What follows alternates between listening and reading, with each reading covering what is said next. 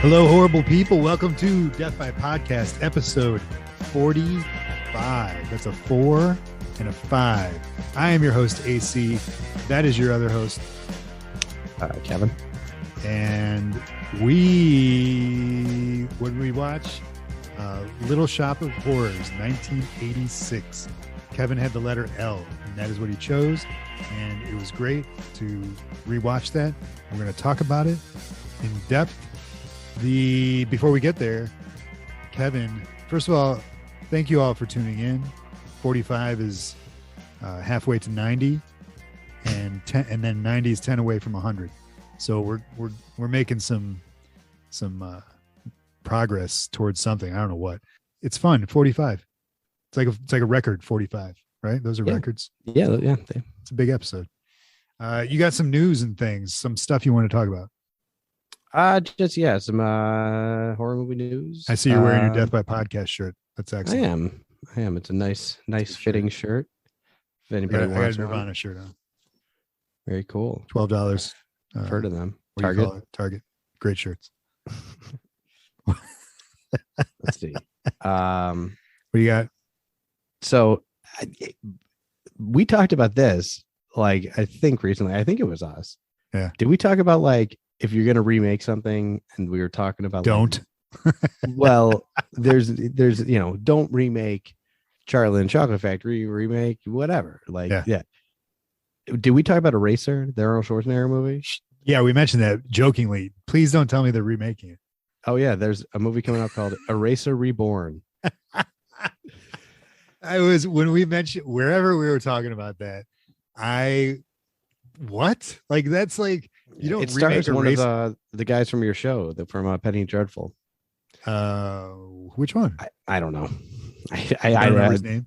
I don't know. I think it's going to be a straight to streaming service, whatever kind of deal. I mean, it's called. So bizarre. It's not even like it's a remake. It's Eraser.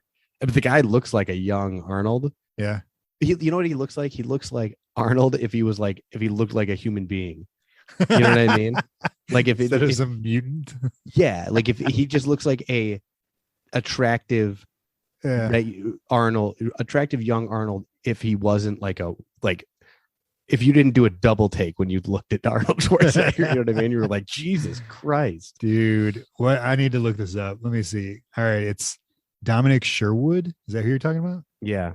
I don't recognize him. He was probably a creature or something like that. I don't recognize any of this cast. Dude. First of all, Eraser. It was a picture that they put up with. He's got the gun and everything. It looks like it's from.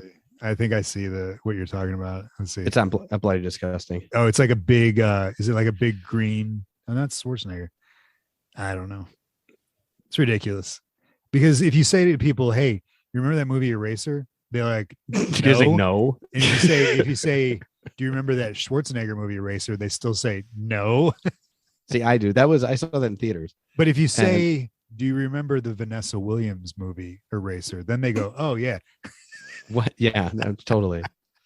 Remember the alligator movie? That was one of the first movies.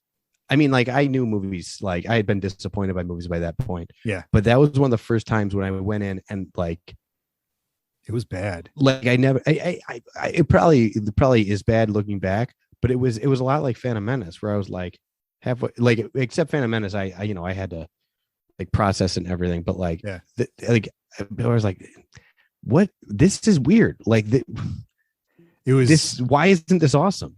Yeah, why isn't this awesome? Because it's a Schwarzenegger movie. Well, yeah, and it's right after True Lies. It's probably not right after. I think it's 96. 96. True Lies. And True Lies 94. Yeah, but he was still on a streak, Yeah. And people don't like Last Action Hero. I liked it. I mean, was awesome. The perfect age for that movie. Soundtrack, everything about it. And that was John McTiernan last night. Yeah, it was. Yeah, it was. Man, that guy. What happened to him? I think he went to jail. I don't think he went to jail. Something happened with him, but canceled. Yeah. Eraser was the first bad Schwarzenegger movie, and that was the beginning of his. Well, yeah, he went on a roll, and yeah, that was the beginning of his bad stuff. Well, it's a lot of ones that I wouldn't say are bad, but are not. To be fair, to be fair, you're comparing it to Predator and like some of the best action movies of all time, but like The Right. Sixth Day, and Yeah, I think Sixth like Day was the clone movie, right? yeah, like you had they just weren't of the quality Right. that we were used to getting, But like to be like you said, to be fair, 1996, he also did Jingle All the Junior. Way, Oh, Jingle All the Way. classic, Christmas classic. He got two. He got two. Is that where you fell in love with Jake Lloyd? Yeah, dude. Yeah.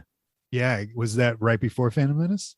Yeah. Yeah. You know what's funny? If you watch the Phantom Menace, special features, there's a part where like Lucas is like he's auditioning kids for Anakin. Yeah, it's creepy. And there's a kid that like I think it's Rick McCollum. There's a couple people who are like, this kid looks exactly like Mark Hamill. Like we have to. Oh cast yeah, this kid. I saw that. And then Lucas is just like, no, like yeah, let's get this kid. Right. It came down to like 3 kids, right? I mean, I don't think any, I don't know what kid could have pulled off like yippee with like, wasn't one of the, I think it came down to, I remember that what you're talking about. I think it came down to 3 kids. One of them, I think, was the penis vagina kid from Kindergarten Cop. Oh my God. That would But he kept saying, lightsabers look like penises. No, I don't know if it was him. That kid's, there's no way. Oh man. Kid's awesome. All right. Well, that's good news. That's good news. You know who this guy looks like, man? I'm looking at him. He looks like the Skarsgård kid that played the new It with the googly eyes. Yeah. So I'm gonna see that from now on. He doesn't look like, what a weirdo. Yeah, this is a bad move. Anyway, what else you got? Did you have another news piece? You like that? A news piece. Yeah. So they finished filming on Halloween Ends. So it's officially coming out this October. Unbelievable, really? They're still doing that? They decided to do that? I think they decided, I really think it was intended to be 2 movies. And then they were like, when the first one made so much money, they were like, let's make it into 3. It's really, it's comforting to know that since that second one came out, I've heard almost exact, like verbatim what we said about it, where it's like, yeah, that didn't need, basically like it didn't need to exist and serves no purpose in the story. So I don't know, man. Fuck that movie. I mean, whatever. What do you think this one's going to be about? I'm guessing it's going to be about Michael Myers going around and killing some people. And but who's dead at this point? The daughter. But and... honestly, like I wouldn't. They might say that was a dream sequence. They might not. They might roll with it. I mean, the daughter and Laurie's still alive. And is Tony Hall dead?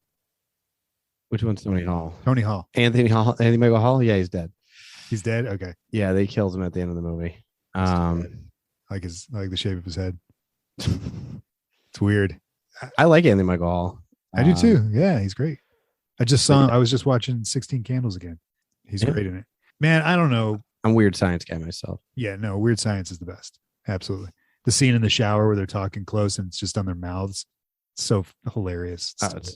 It's perfect. We should do that one day on this when we spin the wheel. Yeah. And the other thing is, they announced the Meg 2 is coming. Oh yeah. Out. Yeah. I was just watching the Meg today. I've never seen the Meg. Is it good? It's one of those movies that's like what's it called? Pacific Rim. It's like, yeah, it's fun. Let's watch it. And it is. It's Jason Statham trying to karate chop a massive shark. All right. So it's worth a watch. Definitely. Yeah, they're doing the Meg 2. It's called The Trench. It's called The Trench. All right. Yeah, Meg 2, The Trench. It comes okay, out, see, I know what that means because I've seen the movie. So that's a reference to the first movie. You should see the first movie so that you know what that means as well. I would check it out. I mean, it seems like it's a stupid, fun movie. Exactly. And then we got the Rob Zombie weekly update. He posted a bunch of interiors of the set of the new Monsters movie. Of the house? Yeah, of the house. How'd it look? Good. Yeah. It looks like the Monsters house, but it's in color. It looks good. Okay. So the movie's in color? It's seemingly, the pictures are in color. I don't know, man. I mean, yeah. So he's continuing to put like this, like when David Copperfield made the Statue of Liberty disappear. That's what's going on here. Okay, yeah, you want It's to like elaborate on that? Yeah. it's like a massive sleight of hand. He's showing you all these color pictures and fun mustaches and like noodly pasta, and it's just like when the movie comes out, it's just going to be terrifying. I'm telling you. I think it's maybe a Batman Return situation where everybody takes their 8-year-old to see it, and it turns out to be Really sad, but awesome. really like intense and yes, Blowing deformed people Dane up. DeVito biting people's noses Yeah, off and right. shit. It's crazy. Yeah, I guess like I don't know, man. It's just gonna be bananas. I can't wait to see the people just coming out of the theater like not knowing what they just saw and like upset and not able to eat popcorn anymore at movies. What if it's a massive hit and there's a whole generation of people who this is like their monsters? That's Like, a possibility, but they won't realize how how it's going to affect them subconsciously. they're gonna watch the old. They're gonna watch the old monsters, like how, like people who grew up in the Dark Knight watch Adam West.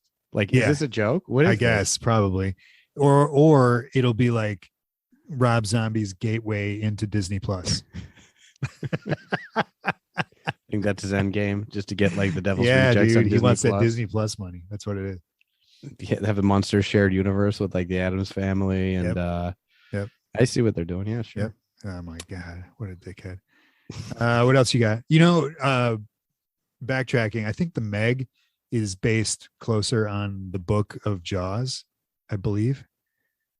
Maybe I thought I read that or heard that somewhere. Anyway, the book is pretty close to the movie. or it's written by the same dude, Peter Benchley. I don't know. Maybe the book's pretty close. I mean, in the book Hooper dies, Right. but besides that, Hooper. Yeah, quit playing with yourself, Hooper. Hooper. I went to high school with a kid whose last name was Hooper. Hooper. I used to yell that at him at bars every time I was drunk. I'm sure he got real old real fast. But every time I see him, Hooper, quit playing with yourself, Hooper. I'm sure he was like, yes, I'm aware that my name is Hooper. What does he say to him? Is that what he says to him when what is it, when he's tying knots? Yeah. And that's what he said. That's the line. He says that. He says, yeah. He's tying knots and he's like, don't wait on me. Don't wait for me. Yeah. That's that. one of, I love that, man. Well, there's two different parts where he's tying knots. There's the one where that one they're on the boat. That one they're already out. And and dude is at the front of the boat on that. Yeah. And he's like, don't wait for me. Yeah. Like that. Quince and Hooper's relationship is my favorite thing in that movie. It's really good. And like, I love Brody too. Like they all have their thing. You know what's so cool is like Brody and Quint have a thing. Yeah. Hooper and Quint have a thing, and you know what I mean. They all have, they all Brody and his different wife relationships. Yeah, well, they all have different like levels of respect, but also like it's like it's like a bro triangle. Yeah, but they're all not on the same page, right? Right. But like, I love that Hooper. Yeah, I love Hooper and Quint because they're both.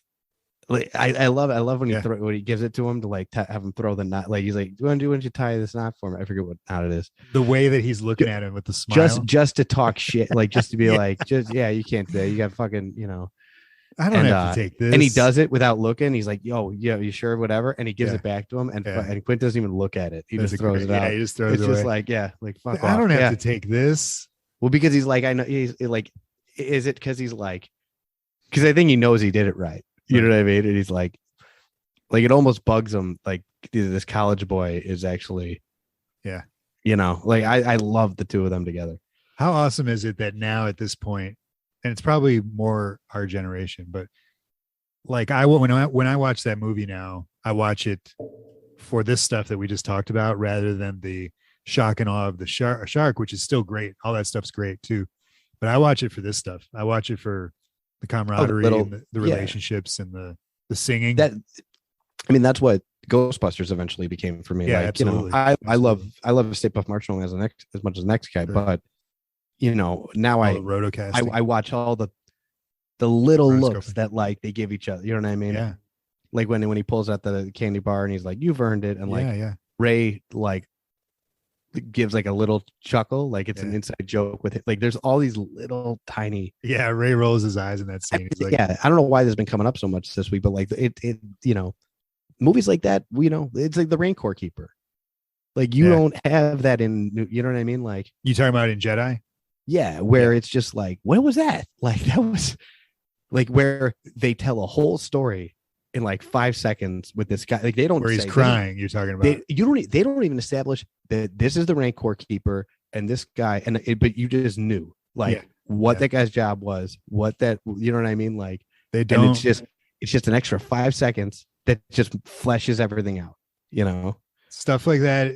I don't know what you'd label that stuff, but it's not, it's thoughtfulness, I guess. Thoughtfulness on the part of the movie makers, producers, whatever, writers, who knows? Because it's all just like people can't pay attention for longer than 3-minute YouTube videos anymore for the most part. And, they need the next like pizzazz. Is that what people say that still? Pizzazz? Is that a thing? Yeah, it's a pizza maker, which if you don't know, son of a bitch, if you have one, it's the best thing in the world. Are you serious? There's a pizza maker called Pizzazz? I'm not kidding, man. It'll change your life. I have one in my basement. Fuck up. Look it up. I'm not kidding. I'm really? telling you, if you buy this thing, Pizzazz. my buddy had one when we were like in our 20s, and he swore by it. And we were at a comic convention one time, and one of the guys that was tabling had a drawing of a woman in a bikini, like flying through space on a pizzazz, because it's just an individual pizza cooker. I don't know what. And my buddy stops. He's like, "Is that a fucking pizzazz?" And the guy's like, "Yeah." He's like, "You know the pizzazz?" He's like, "Dude, right?" He's like, "Yeah, it's incredible." And my buddy's been talking about the pizzazz. I'm not kidding, for like 15 years. When I started dating my wife, she was flying on a pizzazz. She had one in the trunk of her car for like months, because would she like pull out her grandmother had bought it for her when she got an apartment in the city, and her grandmother had bought it for her, and she never opened it up. It was just like, okay, whatever. I don't eat frozen pizzas. And she just never opened it. And when I saw it in the trunk, I'm like, "Can I have this?" And she was like, "Yeah." And I'm not kidding, man. This thing, it makes the best frozen pizzas. You want to put chicken wings on it. You want to put anything on it. So it's like a big plate? It's like a big plate that spins. It heats it from the top and the bottom. It gets dual burners. Dude, I'm not kidding. It's the best investment I've ever made. You put the pizzazz in the oven, or you put the pizzazz sits on your counter. Oh, and it's spinning. So it's like a spinning metal plate. It's its own own contraption. Yeah, you plug it in, you put it, you turn the timer for however long it is, and then you wait. And what's fucking great about it is, like, if you fall asleep, like if you make a pizza or like a whatever, it just turns the burners off after whatever. And it keeps spinning. It keeps it warm. Oh, like they do when you go to get a slice and it's on the thing and it's like round. Yeah, but it spins it. Yeah, kind of. But it's always, man, I'm not kidding. Dude. Look up how much they are. They're actually not that expensive. Do you still own one? Yeah, I use it every day. I use it. Yeah, What the fuck? I use it all the time. If it broke, I would buy another one immediately. I want to buy another one, so I have multiple ones in my house. Almost every episode that we do, when we stop recording, we talk for a little bit, and almost every night you go, all right, I'm gonna go make a pizza. And that's what you're doing. You're going to your pizzazz. I would never make a pizza in the oven again. Unbelievable. I mean, I'm not kidding. It's a game changer. And the other crazy thing, leftover pizza or leftover chicken, like leftover food. That's the key. Leftover stuff. Yeah. It kills it because it cooks it from both sides. Okay. And I'm telling you. Well, tell me this though. Last night I had a frozen pizza and it was actually good. It was Red Baron, but it was the cheese in the crust, and so it's a rectangle. Could you put a rectangle in the pizzazz? Yeah, you could put whatever. I put tacos in it yesterday. Well, tacos small. I'm saying. I mean, I put like 6 tacos. It was like the size of, it was like, a foot long and probably 8 inches wide. So could you put that in the pizzazz? Yeah. All right. It's crazy, man. You said contraption earlier. You remember that Val Kilmer Michael Douglas movie called Ghost in the Darkness? Yeah, saw it in theaters. Yeah, me too. It's got this line in it. I'll never forget it. I say it all the time, where Val Kilmer builds this trap thing to catch one of the lions, and Michael Douglas is like, "Oh, this looks great. What do you call it?" And Val Kilmer goes, "I call it my contraption." Yeah. It's awesome. All right, that's Pizza Talk for episode 45. Pizza Talk, Death by Podcast.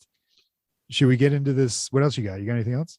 No, I'm sending you a link. Don't buy it on Amazon. It's way cheaper. All right. But it's one of those things with Amazon where it takes like a month to get there for some reason. It's fucking dickheads, man. But this is what it looks like. Presto Pizzazz. Yeah, Presto's. That's amazing. I'm not kidding, man. It'll change your fucking life. Yeah. All right. I'm looking at it right now. That's insane. That looks like an insane thing. So it's not even like, where's the heat come from? That top part? The top part and the bottom part. That's bananas. Folks, I wish you could see this. Look up pizzazz. It's like something pizza. It's pizza with two Z's at the end. Right. It's called a rotating countertop oven. Yeah. Pizza Presto Pizzazz. Wow. I gotta get one of those. All right, let's do this. This is your show, man. I'm just all right. I'm just a passenger. So take it away. Or you want me to do it? Take it. One of us needs to take it. Little Shop of Horrors, 1986. All right. So my history with this movie, when it came out, I watched it. I didn't see it in the theaters. I definitely saw it on VHS. It was one of those that, like, since it was a musical, it presented itself as being like kid friendly. And a kid could watch this and enjoy it, but it's also got like, some serious adult themes and like things that I don't, especially the comedy, I think like kids would laugh at just because other people are laughing at it. But the thing in this movie that really, there were several rewatching it. I haven't watched this movie in probably 30 years. And the thing that really, but it's there, it's in pop culture zeitgeist. It's like, whether it's Audrey, or Audrey 2, or some visual from it, it's been there. It's always there. But the biggest thing for me that stood out watching it this time was that I realized I'm still in love with Tisha Campbell. So Martin? Yeah. I didn't realize that she was one of the three singers in this. And in fact, her and one of the other chicks. Yeah. The other one's Pam. Martin. Yeah, Pam. Yeah. I used to watch Martin. Martin was my show, dude. Martin was awesome. Show. And Tisha Campbell was probably one of my first, not my first, but like she was one of my early crushes, man. And I think I still am in love with her, but whatever. Yeah, she was awesome. Yeah. Fucking Tisha Campbell. Did you like flip out because she's probably the first person on screen? Yeah, that first song, dude. I used to run around the house singing that song. Little shop. I mean, yeah. So this movie, watching it again was great. I love it. It's a great movie. Directed by Frank Oz. A crazy cast that I won't go through. Miss Piggy himself. Yeah. It's got so much shit. In fact, I forgot that he was Miss Piggy and a bunch of other stuff. Yoda, Fozzie the Bear. Obviously Yoda, Fozzie. But it's got this like Little Shop of Horrors, the song, that opening song, has like a really strong like Muppets vibe to it. Like Muppet Babies almost. Sure. Well, it's real doo-wop. And that was doo-wop. Really that was Can we say that? Can we say doo-wop? Say doo-wop. Yeah. It was that was making a resurgence around this time. Like the mid, like Billy Joel put out a doo-wop album around the time. Oh, dude, Billy Joel's he's awesome. Yeah, I should have brought that up in news. You should have. If you were going to talk about Billy Joel, the time to talk about him was during the Pizzazz talk. So, but yeah, dude, this movie is solid, dude. The puppets, awesome. Like all that stuff that goes on. I have one gripe, and I'll talk about it later. But other than that, I really couldn't. I wonder if I can guess what it is, but try. You'll tall me what it is. And no, say it right now. You want to guess? Yeah. You won't. Is it Audrey? What about her? Her voice? Her singing voice. Okay. Like, but her but regular voice. Her regular voice didn't bother you? Yeah, of course it bothers me. It's abrasive, but it fits the character and it's fine. But the thing is that her singing voice does not. I think it's a different person. Is it? It's not. It just doesn't fit for me. She's the only. Actually, Ellen Green is the only person that. So this was a Broadway for. Okay, hang on. Let me go over my history. This is one of my favorite movies of all time. I watch it all the time. Yeah, like which is bizarre. It's just weird. My wife hates that. Like usually she's on board with most stuff. Like she'll watch Star Trek. She'll watch most of the stuff I like. She fucking hates this movie. Like why? What did she say? Why? Like anybody else that well, I think the first time I threw it on for her, she didn't know it was a musical. So she was like, and she doesn't hate musicals, but she's just like, I want to know I'm going to watch. You have to tell people if you're sitting them down for a musical, you have to tell them it's a musical. Yeah. So that turned her off right away. We turned it off. Yeah. But then she, again, just anybody I've ever met that doesn't like this movie, they don't like Audrey. Like Audrey, her voice is, it turns them off. Or it's so superficial though. Yeah, I mean, it's not, the best reason, but it's, at least it's a reason, Her speaking voice is perfect for this character. It's perfect. Sure. And she's really, I mean, I've seen theater version, like productions of it. So that, and not everybody does that. She's the only one that does this voice. So you're saying in the theater production, it's just a regular voice? It's like however the actor, it's however the actress wants to play it. Like it to me, like if somebody came in and wanted to do this voice, it would be like if they were gonna remake Scarface, you can't do the Tony Montana voice. You have to do something different because you're gonna look like you're doing an impression of Al Pacino, and you're gonna look like an asshole. Right. Like anybody else besides Al Pacino doing that is gonna look like an idiot. I agree with that, but I feel like with this, the voice of Audrey, she's a mousy, insecure, kind of just very passive character, and the voice is exactly that. Yeah, I'm surprised they don't do. What about in the 1960? I wish I had watched that. Yeah, so the 1960 version. So what's really neat about it is the original is directed by Roger Corman. Right. He made it on a bet. It's famous for being, before this, it was a movie kind of like Plan 9 in that it was infamous. He made it in 2 days. Like basically they had the sets from another movie.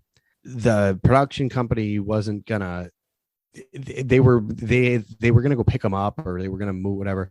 He told the people, like, or the crew, like, hey, leave the sets up, don't break them down. Like, if they're not coming to get him for a couple of days, then don't break them down yet. From this other movie. And it was, and he made a bet that he could make a movie in like the 4 days that he had. And I think him and somebody else wrote the script in like 2 days, and then shot the rest of the movie, and then shot the whole movie in 2 days. And that's what it was most famous for. And it's also Jack Nicholson's first movie. So that's the biggest reason that I want to rewatch it. And I've seen it. Well, Dick Miller's also in the original. Yeah, you mentioned that. That's crazy. Which is what did they do in the original one? I'm trying to look up Audrey too. Like, what does the plant look like, or is there a plant in the original?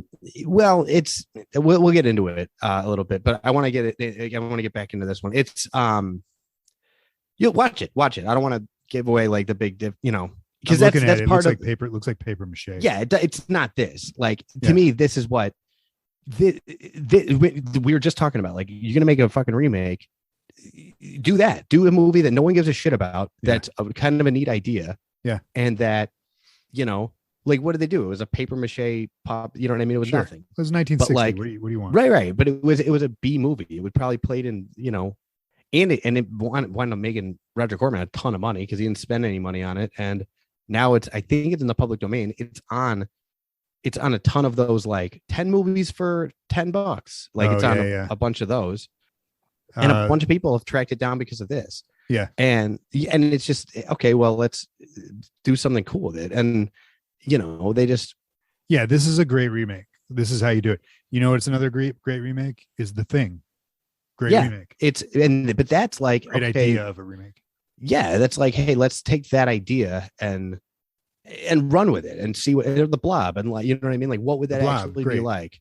You know, rather than like, hey, let's examine what Willy Wonka's father. Do you like dark or milk? Not to get off on a thing, but like, it's ironic. It's interesting that those three movies we just named: Little Shop of Horrors remake, The Thing remake, and what was the third one we just said? The You said Blob. The Blob. All remakes of 1960s movies, 50s or 50s, 60s. 60s that were remade in the 80s.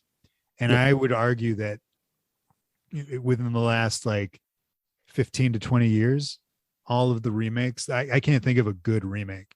So like, another kudos to the 80s. Not only did they come up with original shit, but the remakes that they did were awesome. So well, they were making remakes for a reason. right. Like back in the day, remember when you were a kid and they were talking about like, hey, they're going to do a remake. It was like, really? That's awesome. Now when you hear about a remake, now like, they're doing a racer. They're doing a racer. They're going to ruin a racer.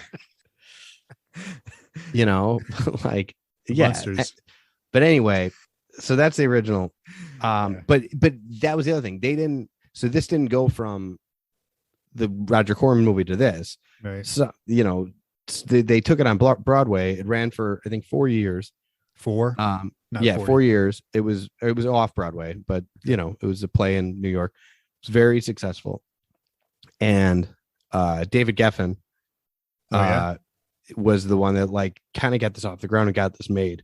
Okay. Like he got Frank Oz, he got Rick Moranis, and it's funny, they had Rick Moranis. He basically said, I don't want anybody else. Like he's my number one. I'm not even considering anybody else. So they got Rick Moranis before they even knew he could sing. Like, yeah, he's awesome, man. Oh, this is his. Suddenly Seymour is the song that he starts that song. Yeah. And it's awesome. When Audrey comes in, she ruins it for me. Yeah. That's the one where I decided, man, your voice is not right. It's not a bad voice. It just doesn't, I just don't like it. Well, it's also really different from her speaking voice. Yeah, it's extremely, and that's the point right there. Thank you for saying that, because Rick Moranis' singing voice, it sounds like Rick Moranis singing, which is great. Mm-hmm.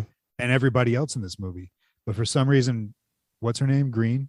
What's her? Ellen Green. Ellen Green. I don't know anything about her, but I felt like she was just like trying to win an Oscar instead of trying to, like, I don't know. Well, yeah. So that was the point I was going to make earlier. She's the only one out of the entire cast that came over from the Broadway play. Okay. Like really? she played Audrey for 4 years. Wow. Weird. On Broadway. And that was really, they talk about this in the bonus feature. Like now that's kind of common. Like it's not uncommon. Like the Rent movie, they did that to the detriment of the movie because they didn't make the Rent movie. And that movie's supposed to be about a bunch of 20-year-olds. Okay. And they didn't make it until, 20 years after the play was, the cast was old. Sure. Yeah. So they brought back most of the original cast and they're in their 40s playing 20 and it doesn't work. No. It's like Doogie Howser. Yeah. What do you mean? Yeah. What do you mean? Yeah. See, I was just asking. I said that to throw you off. I was just about to say, what do you mean about that? I was just about to. You fell into my Venus. You fell into my Venus flytrap, dude. My penis. Just about to be like, wait. You fell right. You saw my face. It's a shit. It is audio only, but I was literally about to say, wait, how is that like doing Doogie Howser? Anyway, but imagine if they did a Doogie Howser remake. And Neil Patrick Harris played him. They did, but they're doing it. No, but they didn't address it. Like they were like, he's playing a 12-year-old. like they're remaking the first season of Doogie Howser, but they're casting Neil Patrick Harris now. Yeah, and they just don't say anything. Like he's playing a 12-year. It doesn't work. That would be hilarious. I would watch that show though. I want to say everybody. What? Just imagine, because that was the whole thing with Doogie Howser was that everybody was like, what do you mean? He's 12 years old. He's a doctor. Like, are you sure? And like, yeah, it would be insane to watch. It would just look like he's an incompetent doctor. People would be like, no, I'm not getting surgery for this guy. Ridiculous. You named off Keith Geffen? What's his David Geffen. David Geffen, man. Yeah, man. He's got pretty impressive Oh career, yeah, man. that dude is all I mean, kinds of shit. he's legendary. I mean, he signed Bob Dylan, Joni Mitchell. I mean, Didn't he do these guys too? I think he did. Yeah. Well, he Nirvana. started Geffen Ref. That was Yeah. He basically he founded his own record company after he was a big deal in the '60s, and then he started Geffen Records and signed Nirvana and fucking everybody from the '90s. And So he was already into the music scene, which makes sense that he wanted to do this. What is it? Do you know? you want real quick? You want to hear a funny David Geffen story? Go for it. He started Asylum Records. I think it was Asylum Records. That was the name. Soul Asylum? Awesome. No, well, that was his original record company. Started with another guy because they were representing Jackson Brown, and they were trying to get him signed, and no one would sign him. Weird. And they were like, "This is crazy, man. This guy's so talented, and none of these record companies will sign." And they said, "Fuck it, we'll put it out ourselves." And they started it around him, and then I mean, they sound Bob Dylan, the Eagles, Tom Waits, who's one of my personal favorites. Tom Waits is awesome. And then in the 2000s, him and Spielberg and Katzenberg founded DreamWorks. Yeah, that's right. Like, dude, like this guy's been knocking out of the park for fucking 40 years. So that's bananas. So that means he's probably like 70 plus years old. He's probably Spielberg's age. Yeah. Yeah. So who is it?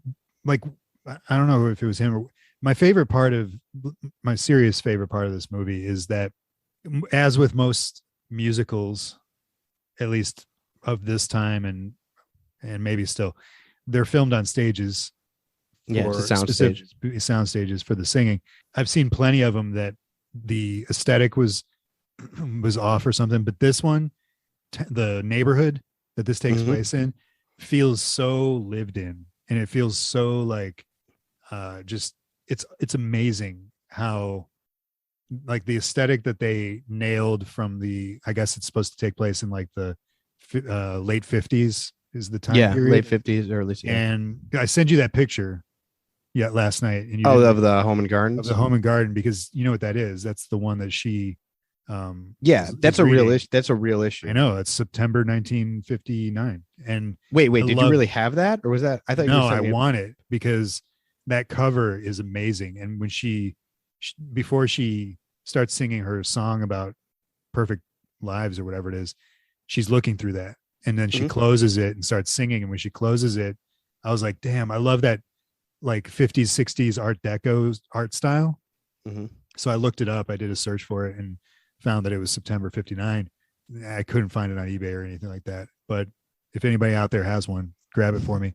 But yeah, so I sent Kevin a picture of the cover, and it's interesting because the original cover of the magazine has like this square block of text on it, giant one that I noticed that too. And it's not on her copy. So I wonder what her copy was. It was pretty cool. I'll bet. So they had to, they don't talk about it a lot on the comment. Frank Oz does a commentary, and he says that he hates product placement, but the couple things he signed off on where he was, and it wasn't necessarily, it was, he said that, he mentioned the Home and Garden.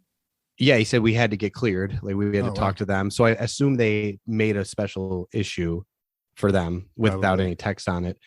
And then the other one was Maxwell House. They said, yeah, we'll do Maxwell House. That's the real can where he sleeps on the shelf. Yeah, when he's little, they put him in. I'm actually going to get. I have a little Audrey 2 I 3D printed. I'm either going to put him in a 3D printed pot, or I'm gonna. You could still buy those on eBay for like $10, like the old school Maxwell House. No, do the pot because he's small. The 3D print that Kevin has is small. Is the baby Audrey 2? So put it in that. And the other one was in the director's cut that got cut out of the movie. It was I think a cigarette company that went out of business by the time the movie came out. Well, so the aesthetic of the movie and the soundstage, all that stuff that I was talking about, like, man, it is just amazing. And I wonder, I know Frank Oz is like a creative genius and has had his hands on a bunch of like practical projects in the past or before, up until this point, whatever.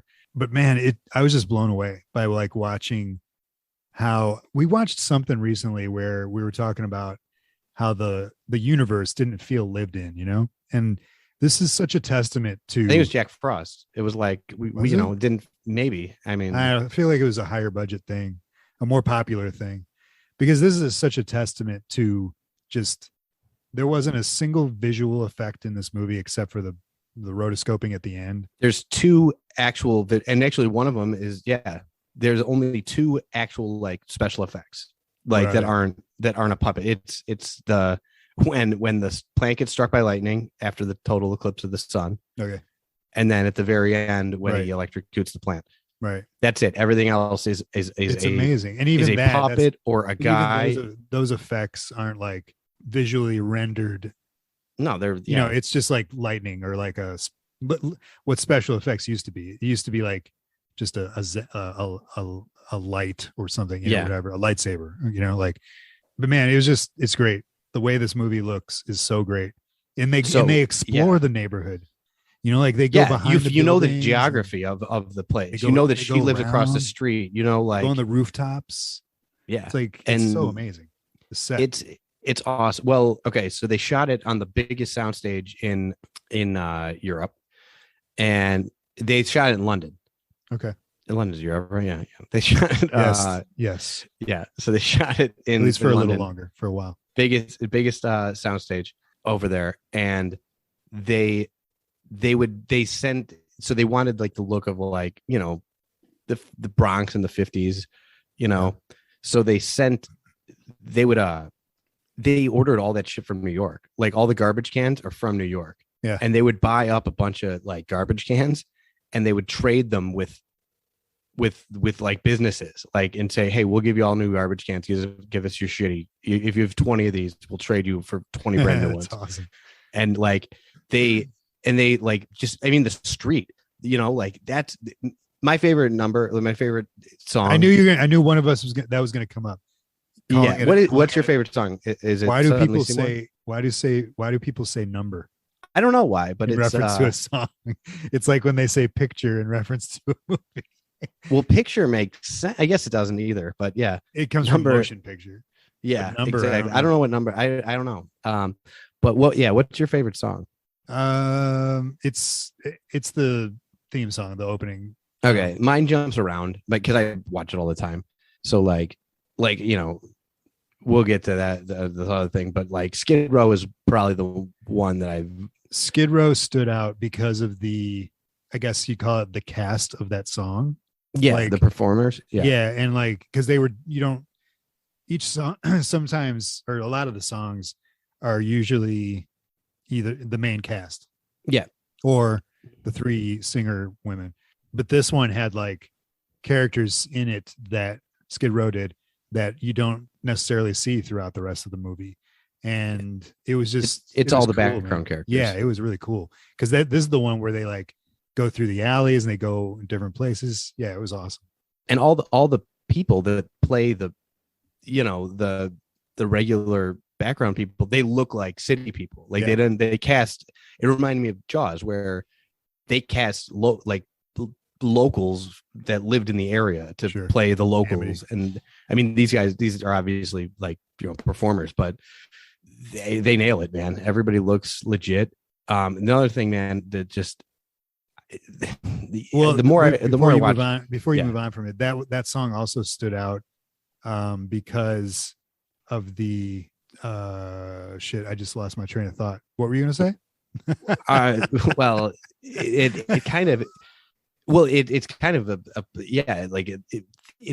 song. Oh, go ahead. No, that's what it was. It stood out because the theme of the song is that if you are downtrodden and you are on hard times and whatever, you live in the city. And it's like, and they didn't say it in the song that the suburbs were the nice place or would escape, but because the whole song talks down about the city, that's what you assume, that like the suburbs is everybody's goal.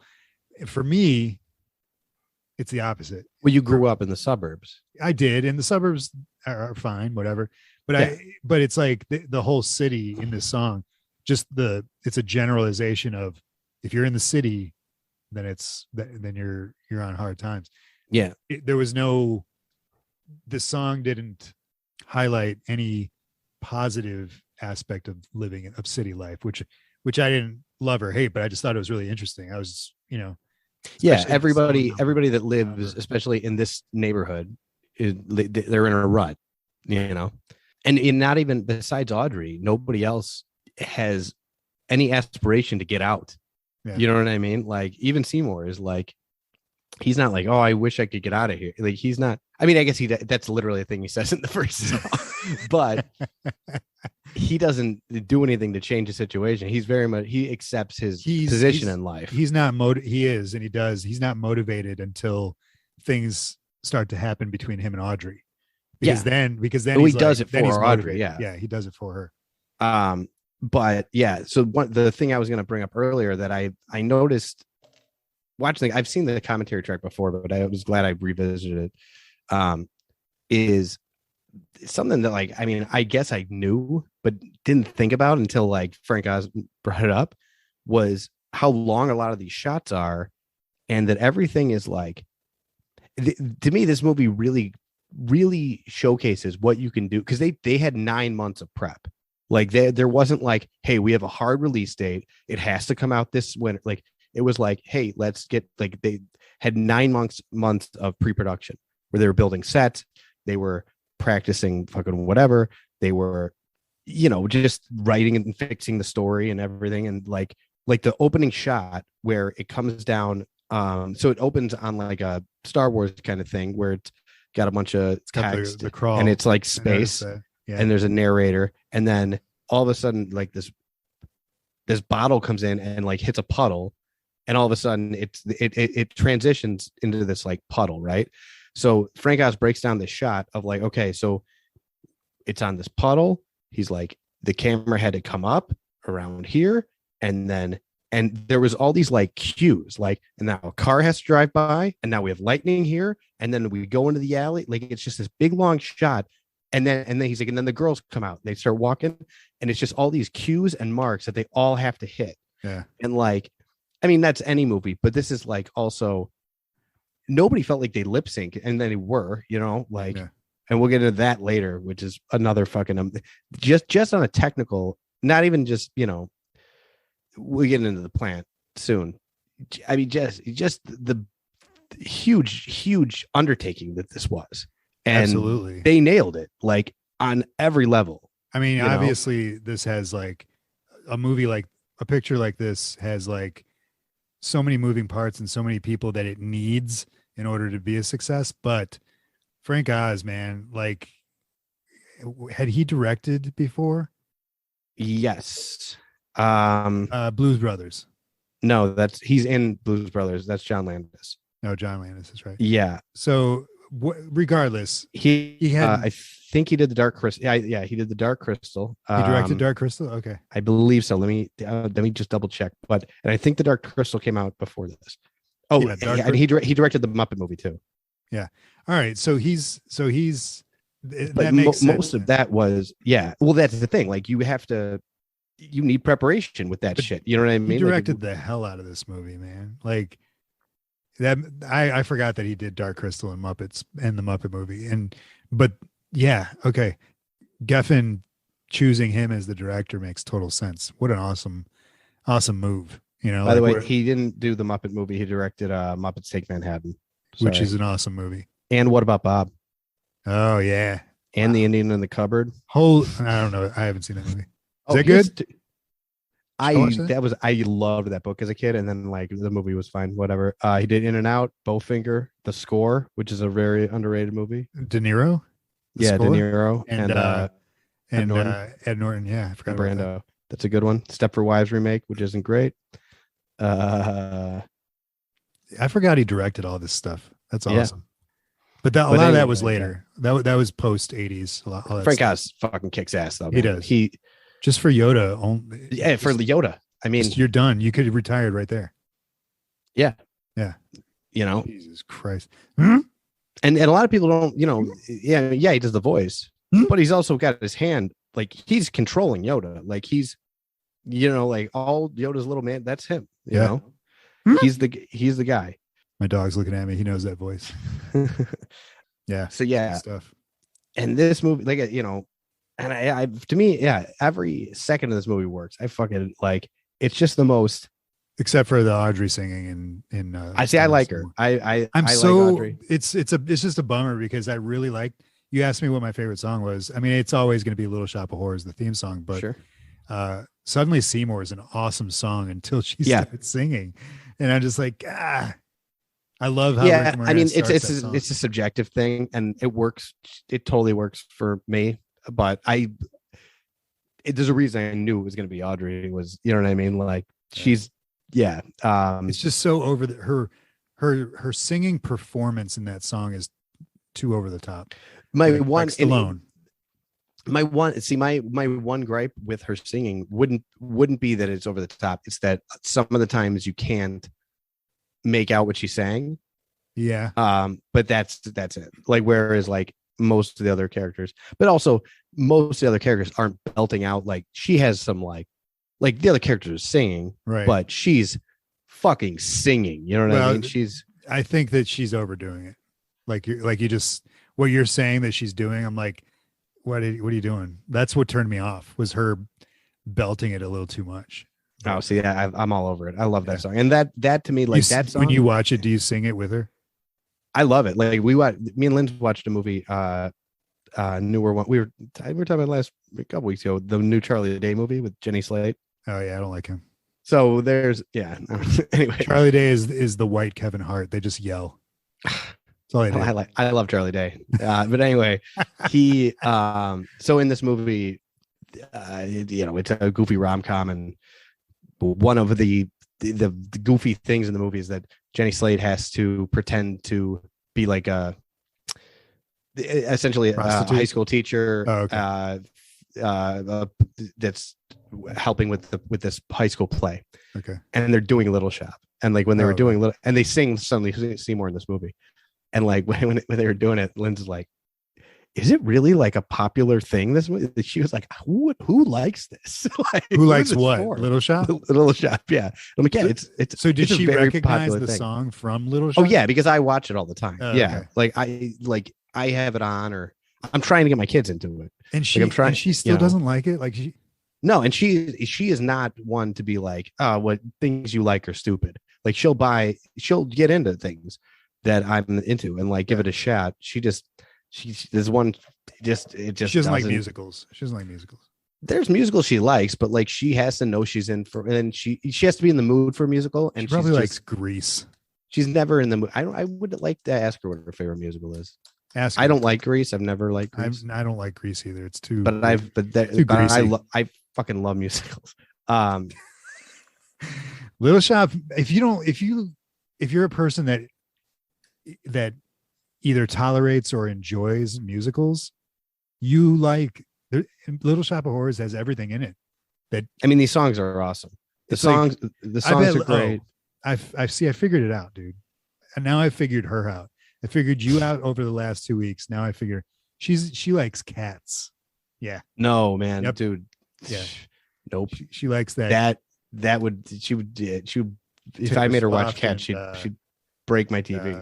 And Idris Elba, his cat wiener. We should do that for C, because it seems like a horror movie. Yeah, seriously, dude. But anyway, just the level of preparation and the amount of care that went. Like, Steve Martin's scene, dude, he's not in that much. He shot for 6 weeks. Steve Martin is. It took him amazing. We can get to Steve Martin, dude. Man, I'm getting to him right now. Okay, let's do it. Like, Steve Martin, dude. So I'm a Steve Martin fan. Do you remember he was in it? Oh yeah, absolutely. Okay, but I didn't realize. I had forgotten he was the villain.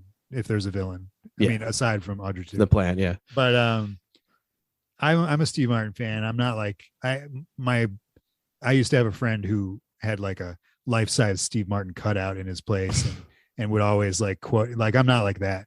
But I recently watched Roxanne for the first time in 2 decades. It's a good movie. Fabulous movie. Awesome movie. He's a dad, kind of safe dad kind of character guy, father of the bride, whatever.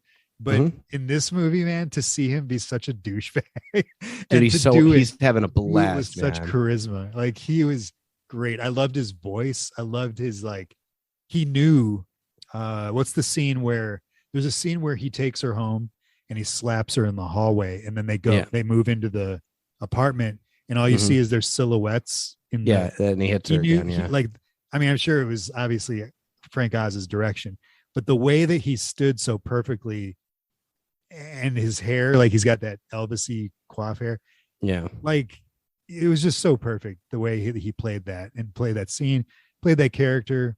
I love the scene with Bill Murray. I loved him. I actually, Bill Murray in this movie kind of is weird. It's weird. I'll tell you, that's as far as he's the one thing. If I could, and I wouldn't change it. Like I wouldn't want to take him out. Yeah. But if I had to change one thing, I would take Bill Murray out of the movie. Switch characters. I love that Bill Murray's in this. I think Bill Murray could have done it. I love Steve Martin though. Like I love the idea of like. No, I'm saying give Bill Murray a different role. Steve Martin was perfect in this role.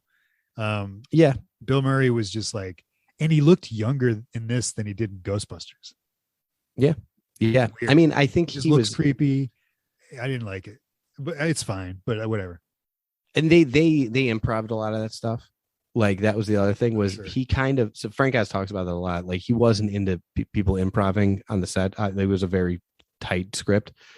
He cast a bunch of improv but with Bill Murray, they said like, okay, like he didn't really want to do it. He was like every story you hear about fucking Bill Murray, where he's like he might show up, he might not, like whatever.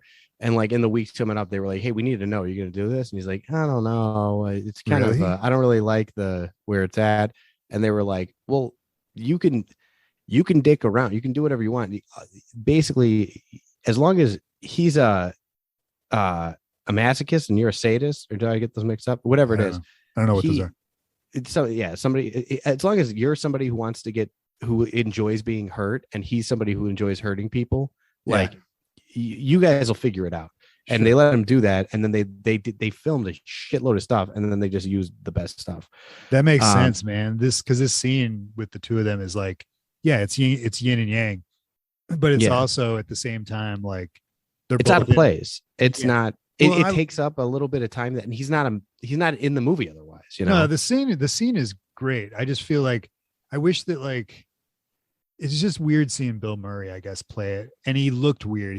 His eyes looked weird. His hair, I didn't like his haircut, but I say all that, and it's like, I enjoyed the scene. Absolutely. Yeah. And there's things that Bill Murray does. I love when he's laying there in the chair towards the end, and he spits out all the cotton at the same time. Cause you know how hard to get that shit out of your mouth is. It's like, and I can feel it. I could feel it in his mouth. You know what I'm saying? Like, when you're in the dentist chair and they shove that cotton in you, it's like, what are you doing, man? And it was Steve Martin in me steals that scene because he's so like, he's great. What the fuck? Like like it's all in his facial expression where he's like, he's pissed. He doesn't like that this guy is enjoying it, because I love that entire. I mean, that you can't even give them credit, and because it was already in the script or in the Broadway show, but like just a dentist that becomes a dentist because he likes hurting people. Yeah, it's so great. And they don't even they don't pussyfoot around it. Like the song is about how he used to bash in like puppies' heads and stuff. And and he's hitting Audrey every chance he gets. Yeah. Well, that was the thing. It was like, hey, this guy has to be so bad that we don't like Seymour any less because he kills this guy. So you know what I mean? You can't. No, he doesn't kill him. Well, no, but he goes to like he attempts to, but he doesn't. He attempts to, and like you can't feel bad for this guy at all. Absolutely, and you don't like he's a douchebag all the way around. He's the best. He walks in and punches the nurse in the face. Like, he's just when he's got the I thought that was Anthony Michael Hall in the chair, the first kid, when he like gets on top of him and the kid's screaming. I was like, is that Tony Hall? Like friend of the show? No, it's just some kid. Steve Martin. I love that scene where the physicality that he brings to this is insane. Probably more than any character in the movie. He's got one particular move that I'm like, that gets me every time. It's when he comes in the office and he like slows down and he stops the song for a second and then he goes, and then he like kicks his legs up and like does this like, it's the best. It's like, it's my favorite part of like the movie does the whole dance. There's a scene in, I guess when he picks Audrey up on the bike and they're in the alley where he arrives and the bike just like comes out of the sky, but from behind the camera and lands. It's just it makes so much sense to introduce him on the bike in that way, knowing his character and how like over the top his character is, for the bike to just like fly in like it's some kind of like wicked witch on a broomstick, just like, and it just plops in. And you know what's cool is like, as over the top as he is and like awful as he is, it's totally like believable that Audrey would still date him because of how meek and, you know, and that, you know, I've been told that's a real thing with women, that like that she's very relatable. Like the whole idea that she's like, yeah, but he's a professional. It's like it's a real thing with men too. I mean, like, yeah, exactly. Like, well, I was in an abusive relationship once. It's just, she played it amazing. You're willing to make compromises for, you know what I mean? Like they fill a part of you. They fill a hole, like a little bit of the hole that's left in you, and you know it's toxic. But like the way that she plays it is just, it's perfect. I mean, I started off watching this movie being like, oh, I forgot about her voice and I got to sit through that. But it matches the character so well. Her talking voice. I already said I don't like her singing voice, but it's seeing her with Steve Martin. It makes total sense. Yeah. You know, how about John Candy? Yeah. Interesting thing about John Candy. What do you got on John Candy? Well, they originally offered him the role of Mushnik. Really? And yeah. Ooh, I might have liked that. Yeah, but I love Vince Gardini's Gardini. version. He's great. He's good. But they offered it to him. He said no, but they said, do you have anything smaller?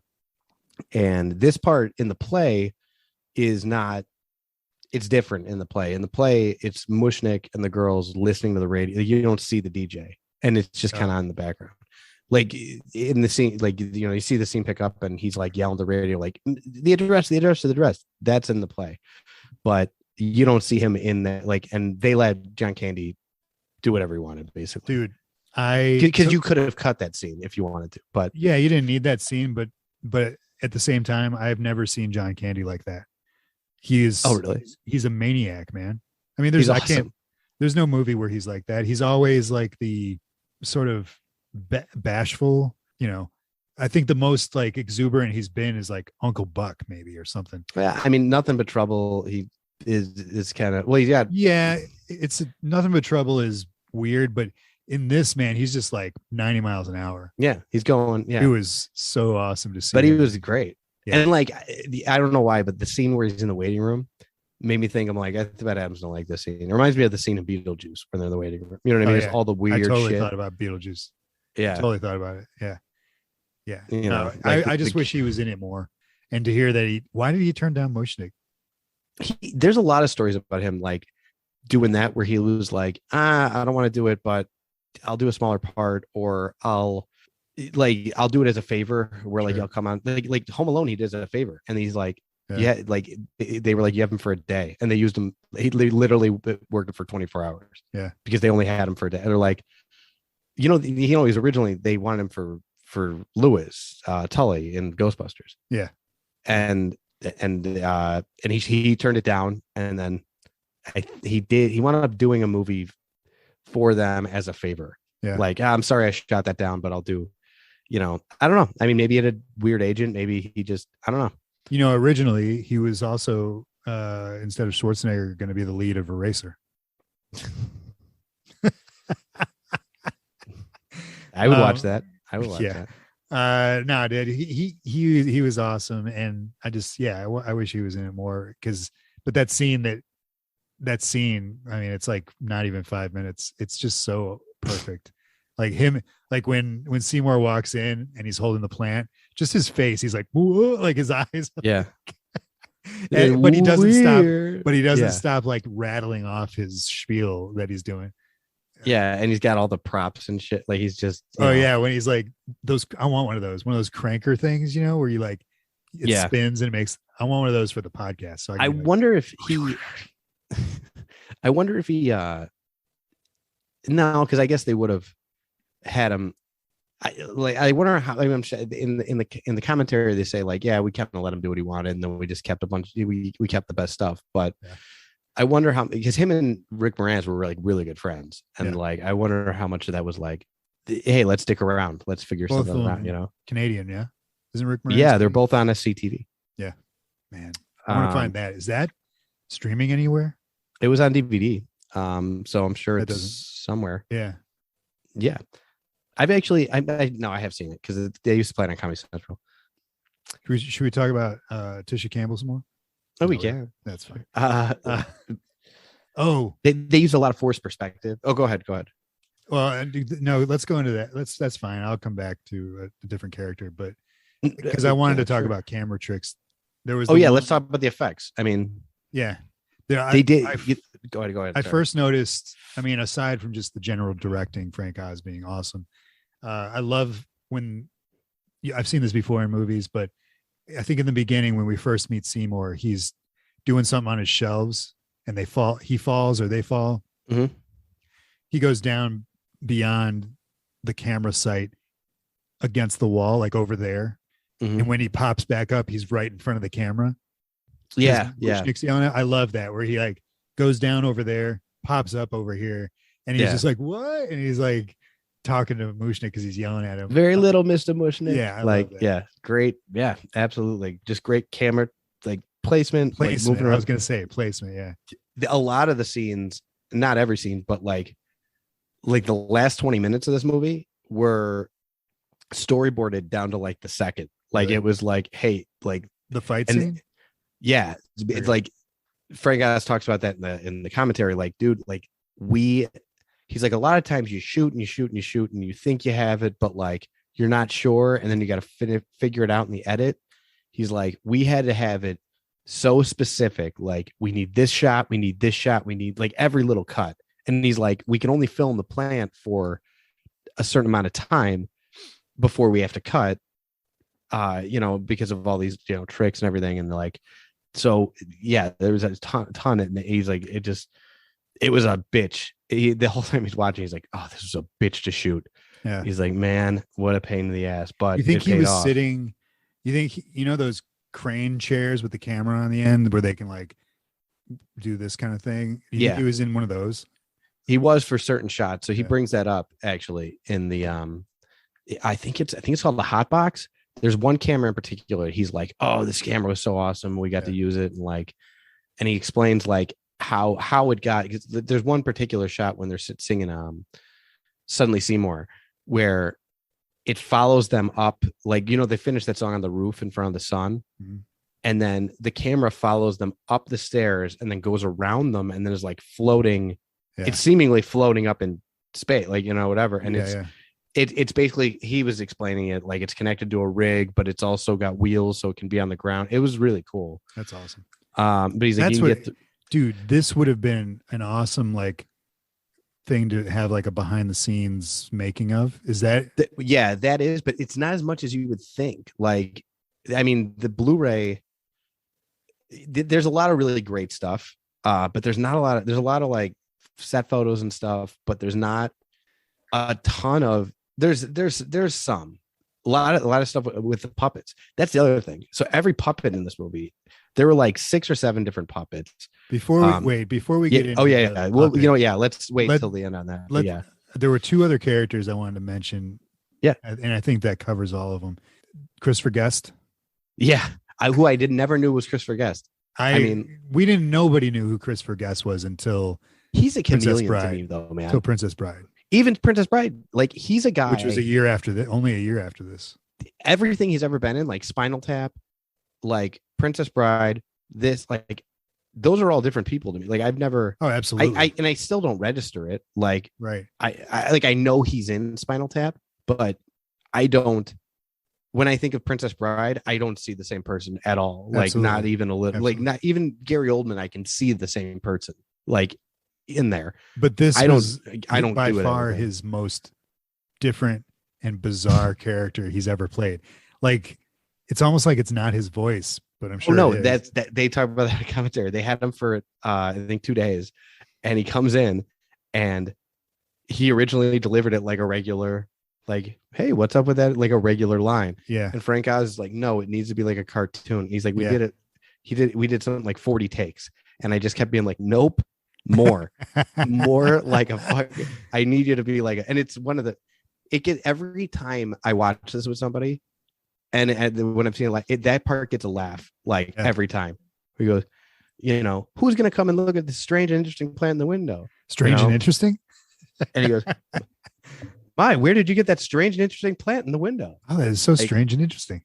It's wherever did you get it? Yeah. It's bananas, dude. You don't even have to know nowadays. I mean, Christopher Guest is still, he's not a household name, but his work. Yeah. And now, but back then you don't even have to know, or even watching it now, you don't have to know who he is, or that's a comic creative person, comedian creative person, to like watch it and be like, this is bananas. Like I almost was, because I had forgotten that he was in it. And when last time I watched it, I didn't know who he was.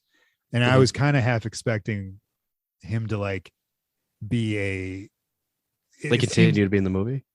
Well, no, but like be like he was sent. He felt like he was like a robot or something. Like, yeah, it was so weird. It was so over the top. So to hear but then a bunch of other people come in and they're also over the top. Yeah. Like, oh my God, how peculiar. You're like, but he sets all that off and it's like, oh yeah, shit, what is this? Yeah, it definitely, but it works. Like that's what's so cool is that like this vibe that they establish, from like the first shot in the movie where it's like, okay, anything can really happen. Like you've got these three like, these like doo-wop singers that can, walk around, and narrate almost in a way. Yeah, narrate. Like it gives you a sense of like. The other character that I wanted to mention was Jim Belushi. Okay. I've always liked Jim Belushi, and when he shows I've never had a problem with him. I think except when you were in Vegas. Except when you were in Vegas. Yeah, but that wasn't my fault. that was I was folks, just go listen to Kevin's story on the Patreon podcast about Jim Belushi in Las Vegas. But anyway, yeah, I think I don't think he's like amazing, but I think he got a raw deal. I mean, his brother was awesome, and everybody's kind of like, we're left with you. I enjoy him. My mom was best friends with John Belushi in high school. Oh, really? And like, so I don't know. There's kind of like this favoritism between the two, because I get to hear stories of like them growing up and like stuff like that. But as far as their movies go, I enjoy Jim Belushi's movies far more than John Belushi's. Like Curly Sue. Curly Sue is a good one. Canine. Yeah. What's the other one? There's one. It's not Dutch, but it's like Dutch. That's Curly. I think you're thinking about Curly Sue. No, it's with a boy. Oh yeah. It's Ethan. The kid is Ethan. Whatever. Yeah, it's Ethan Embry. Embry. But yeah, when he shows up, I'm like, oh, he's like a nice face, and he's in. I don't mind it. He's in About Last Night. He's good. About Last Night. He's awesome in About Last Night. That's a great movie, dude. That is a great movie, man. He's in Jingle All the Way, man. Come on. You got to. I think he gets a bad rap. I think he does too. I think he's probably a dickhead in real life. I don't know. But yeah, I think he also is like, I don't know how. I don't know. I mean, like, I don't necessarily see anything.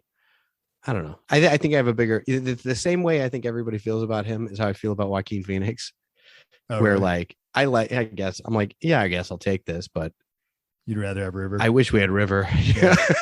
Like, that might be fair. What I think River would have been. Dude, you think if River Phoenix had lived, he would have played the Joker? No. I think he would have been above it, man. You didn't like the Joker? I did. I really liked the movie. Okay. But I think he would have been like, no, I'm not doing that. I'm gonna be. I think he would have been like elevated, like I don't know. It's quality. I think he'd be doing not Daniel Day-Lewis stuff, but he'd be doing pretentious bullshit. Well, or like Brad Pitt type stuff. Like Brad Pitt's not playing the Joker. Brad Pitt picks some weird shit, some bogus stuff. Though. Sure, but he's the Mexican. Come on, Brad Pitt. That was Brad 20 Pitt's years awesome. ago, Brad and that's Pitt's not a bad awesome. movie. That's not a bad movie. It's not a great movie, but it's not a bad movie. He's been on Brad Pitt is. I'm down with Brad Pitt. Yeah, he's awesome. My whole family digs him. He's great. He's a friend. Everybody loved Brad Pitt.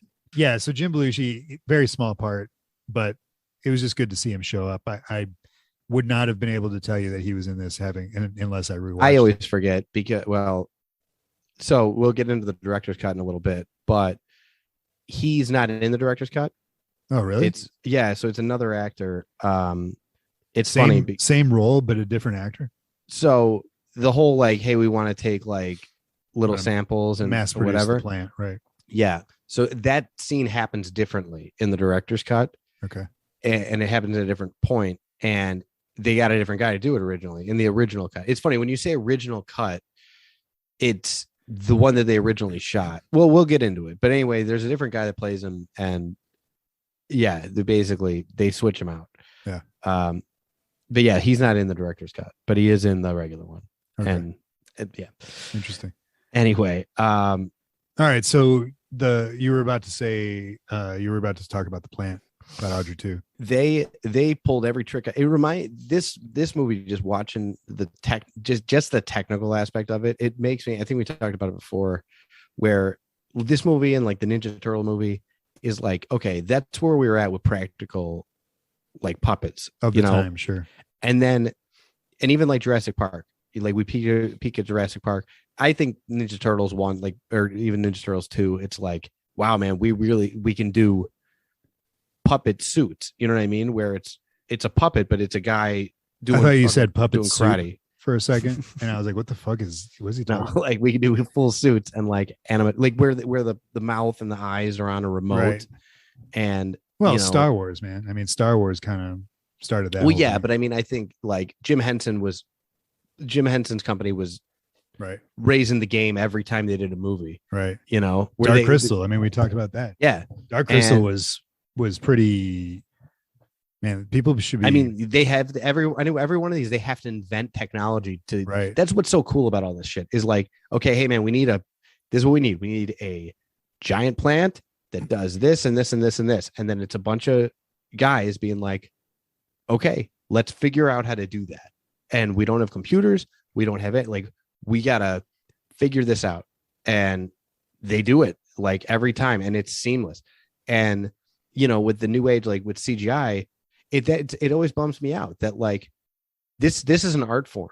You know what I mean? Like when you watch the old guys like making Star Wars and like blowing up the ships and like making the like when you watch the original text crawl in Star Wars was a guy like on a like with that like wound up and like like, and that's a whole art form that's just gone. Yeah, it's just gone. Well, and I will say, I know you're a Boglin fan. Yeah, Tim Clark, the guy who created those things.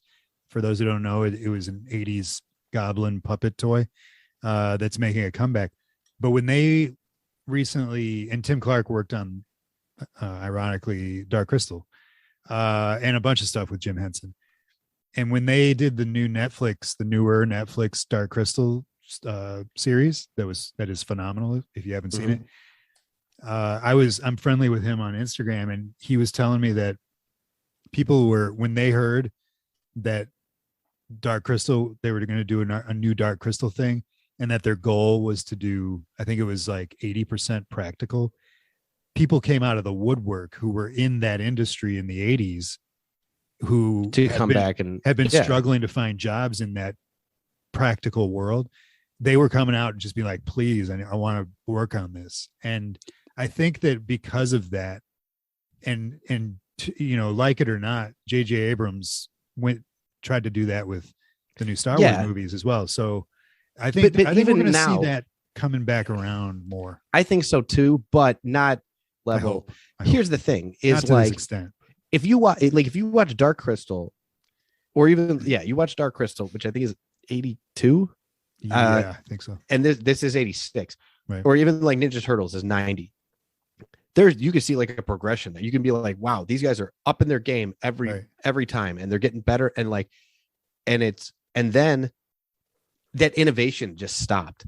Like, what if we, you know what I mean? Where would we be? But with puppet and practical work, if it was still as abundant, if it was like, in Jurassic Park, they were like, hey, we got like most of that stuff is puppets in Jurassic Park in the first one. I mean, it's computers mixed with puppets, which is what they should be doing. That's what I mean, but that's what I was going to say was it kind of Jurassic Park is where it took a turn. Yeah. Yeah. Because people saw that what you could do with digital, but the problem was that they took shortcuts and made a lot, the majority of it for many, many years was shitty versions of Jurassic Park and CGI. Yeah. And then you get Lucas with the prequel movies, who was again trying to invent something new, but was right just a bit too early, just like almost like a year too early. And so you got what you got with Jar Jar and whatever. And people continued doing shitty versions because it was the new thing. I mean, besides Gollum, I don't think there's ever been an all CGI character in a live action movie that I'm like that I buy. Yeah, that works. I mean, Peter Jackson, what about King Kong? Like, it's a bogus movie, but I mean, it works. Good. Yeah, it looks good, but I don't know what it is about. Even I tell you what, the new King Kong, it looks good. It's cool, but like, I know I'm watching kaijus. But I know I'm watching.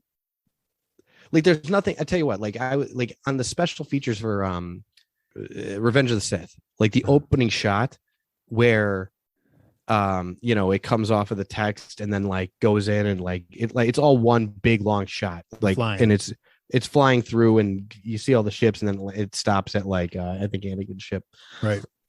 And people talk about that like it's an impressive thing, and I mean it's not. I'm not a computer programmer. I'm sure that's very difficult, but it's not. There's a reason cartoon. Everybody flips out about. Yeah, there's a reason everybody flips out about scenes like we were talking about, the opening shot of this, or like the Goodfellas scene where they're walking through the kitchen, like, because you had to time everything and make everything happen at the same time. That's a big long animation shot, sure, which is not any. I mean, maybe I'm sure you can go in and fix it. You don't have. I mean, you can make that. Yeah, you can make that whole movie one big long shot if you want to. Right. And it's not any. If it's all digital, it's not. There's no screwing up. There's no screwing up. Right. This is like, they had to build. It's funny how many things with Lord of the Rings there. I wonder how much Peter Jackson likes this movie, because there's a lot of stuff they did that.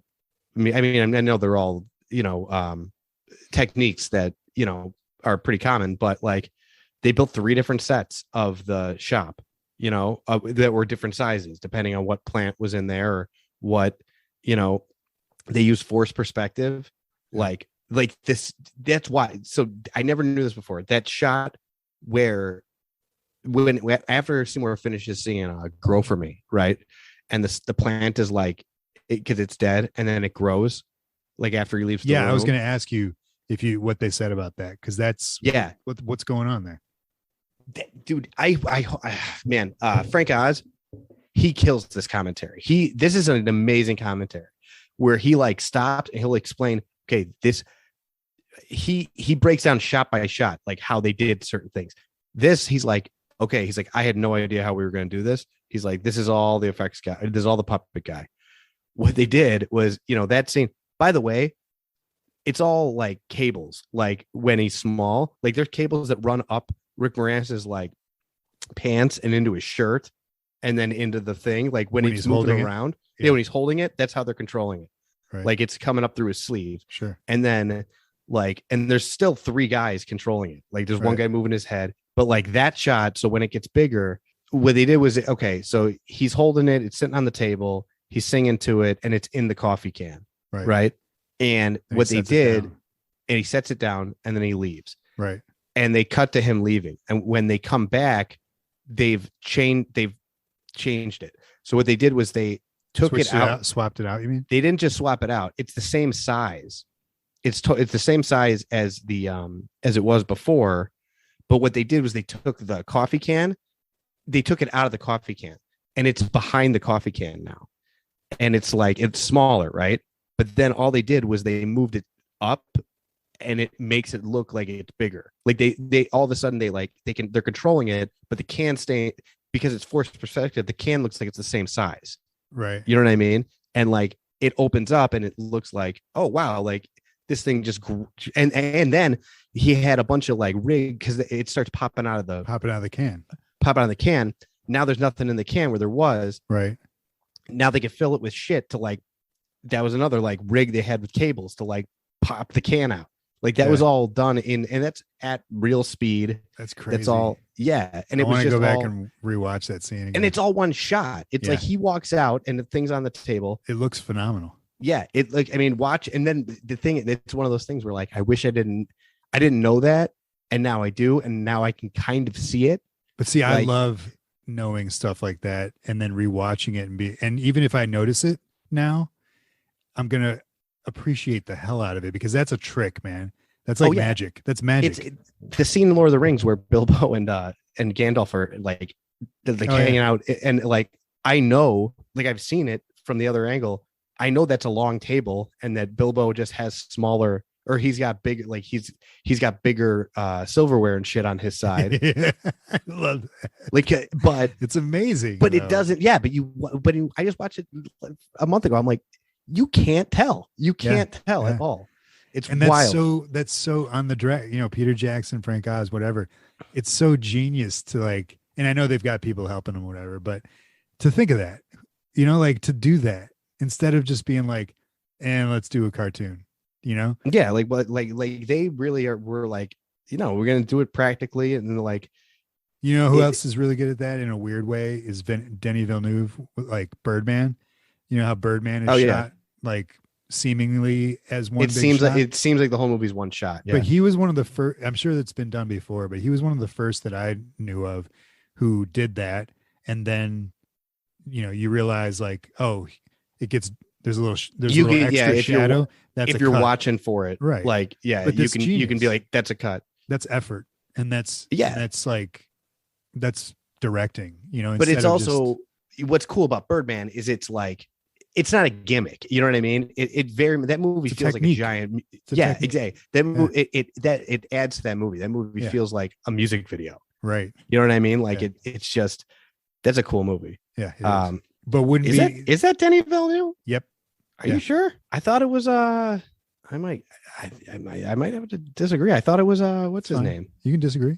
I think it's Alfonso or something. I don't know. Alfonso Cuarón. No, he did Gravity. You can disagree, Kevin. Feel free.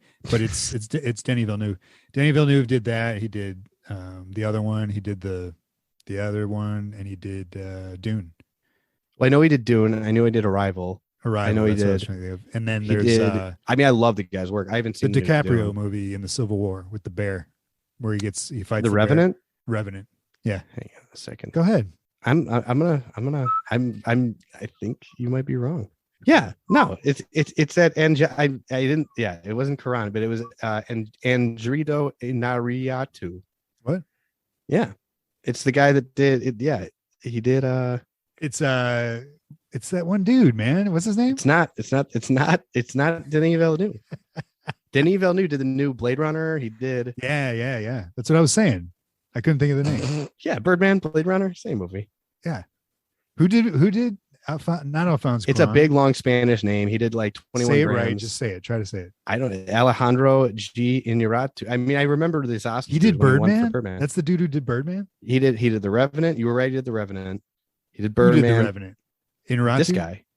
Okay. Yeah. This guy did the Birdman. He did Babel. He did 21 grams. He did a lot of really good movies. Yeah. Hey, Kevin. Yeah. Kevin. Yeah. I was wrong. I thank you. I knew that. But you weren't right. But I wasn't right. I knew it wasn't Cuarón. When I was saying it was like, I was like, it's not him. I know it's a Spanish director though. Yeah, that's cool. All right. So anyway, technique. And that's what, that's what's like usually missing in today's pictures. So in today's vehicles. One of the this is one of the coolest things about the movie that again, when you go back and watch it, this is something you can watch for and you can see it, but it's like you appreciate it so much more. So what they did for when the plant's full size, okay, for the Feed Me song, and then any other time after this, like when it gets up to that size, when he's trying to convince him to go kill Steve Martin. Okay, you know that song? Yeah. So the plant had at that point had I think like 20. I have it written down somewhere. Like it had 20 puppeteers. Okay. And it was Brian Henson actually was behind him. Like he was dressed like a vine. And then he had both of his arms in the mouth, and he would move the mouth up and down. Right. Okay. And then they had a bunch of other puppeteers on remotes. And that's the other thing. So this set is built, and there's a bunch of guys underneath. Like, did you mean to say Jim Henson? No, Brian Henson. Okay. Brian Henson. At this point, Jim Henson's still alive, right? Yes. Yeah. Okay. Brian Henson is his son, right, who went on to I was going to say he did the Happy Time Murders, which he did, but he also has done other things but Happy Time Murders wasn't great. Birdman? No, he didn't do Birdman. I mean, maybe, but anyway, Brian Henson. I'm down Brian Henson. But anyway, yeah, sure. He's still running the company. Okay. Anyway, so he's doing the mouth. There's a bunch of other guys controlling the lips, because the lips all. So what? This is fucking cool. Like the wrinkling of the lips. Yeah, like the when you go like ooh, like your lips do a certain thing, right? Right. But the thing is, ooh, they can't, even with all the motors and shit, they can't go that fast. So what they had to do was they play the song at half speed. Okay. So it's like, and then they shot. Yeah, they shot. So they shoot it. So they did that, and then they shot those scenes at 16 frames per second. Okay. So they're shooting in slow motion, and then they're going to speed up the footage. Okay. Sure. Or yeah, that's right. Okay. Something. So, but that means like scenes with Rick Moranis where he's singing with the plant. Yeah. He's also singing and walking around the room and performing in slow motion. No shit. Yeah. He's also singing in slow motion. How does I want to see that. So there's part, and I think, and they work it into the rest of the movie. So like he has this like dumpy, and I never noticed this before. I always knew that they did this technique. I didn't always know it, but like I've known this part for a long time. Yeah. But I didn't notice until this time. So he's got this like dopey walk that he has where he puts his hands in his pocket and he just like waddle, and he does it the whole movie. He does it in the opening scene. He does it like where he's just kind of thinking like, what was me, whatever. And he sways from left to right, you know. It's just kind of a dopey walk. Like, it's a schmucky walk. Yeah. Schlub. I like schlub. But he does it in this, and you realize like when you watch it, it's like, oh, he's going in slow motion, and he's putting all his weight on his left leg and then on his right leg, because he's walking in slow, and he's got to hit a mark too. That's the other thing. There's all these marks around the thing, and he's a hit for the shot. He's walking like that because that's how he has to, like, otherwise he's going to tip over. You know what I mean? Like he can't or like, how do you simulate a walk? Yeah. Like instead of you can't keep, you have to put all your weight on one leg. So he has this goofy walk that you wouldn't ever notice, but like it works because then when they speed it up to normal speed, it's seamless. You don't notice it at all. You know, it's wild. Like, that's and crazy. Rick Moranis did. Yeah. But there's all these scenes where is it only scenes with Audrey too? Yeah. It's only scenes where Audrey, there's a scene with Audrey 2 and Audrey 1 where they're talking, but like it's not even, that's what's cool. It's like, that's why I love this commentary track. So like all these scenes, and even at the end, and it wasn't just the singing and the dancing, like there's scenes where he's in the same shot and they had to slow down the shit, like, and he had to deliver his dialogue in slow motion. Weird, like, man. Yeah, and it works. And then do they do ADR? I'm sure they did. Like there is some ADR, like afterwards. But I mean, watch it. It's seamless. But he, what was it? The one thing he did though that was like, man, it's something else. So yeah, watch all those. But but with the commentary track, it's usually I can listen to commentary tracks if it's a movie that I like enough that I've seen it like times, and I don't need the visuals. Like I listen to Simpsons commentary tracks on my headphones at work all the time because I know the episode so well. Yeah. But this, he's breaking down shot for shot, like this commentary track. Frank Oz is literally going 16 frames per second, 10, or 24 frames per second, 16, 24, 60, Like he's doing it by like he's like, okay, we shot that one, that 3-second shot, that's the regular speed. Now that one's at 12. Now that one's at 12. That one's at 16. Like it's awesome. It's exactly what you want out of a commentary track. Yeah, that's cool. That's insane. Yeah, it is. It really is. And they had a special puppet like just for eating people. Okay. And they had, you know, and that's the other cool thing. I mean, like I gotta tell you too, man. I've seen the stage play. This is just so much better. Yeah. Everything about it is like there's a lot of songs that are in the stage play that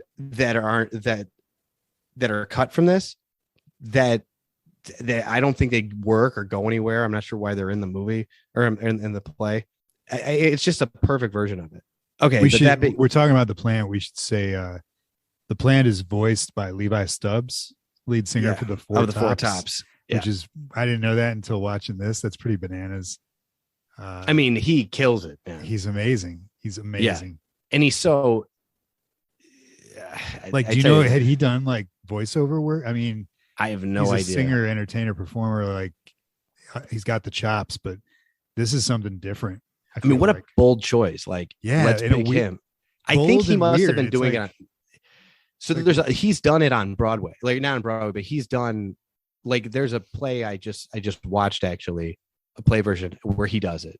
Yeah. But he's dead now. Like he's been dead a long time. Yeah. But so I don't know who does it now, but even how do you even, you know what I mean? Like I'm sure you can get somebody, but yeah, it's such a great, it is a very unique voice.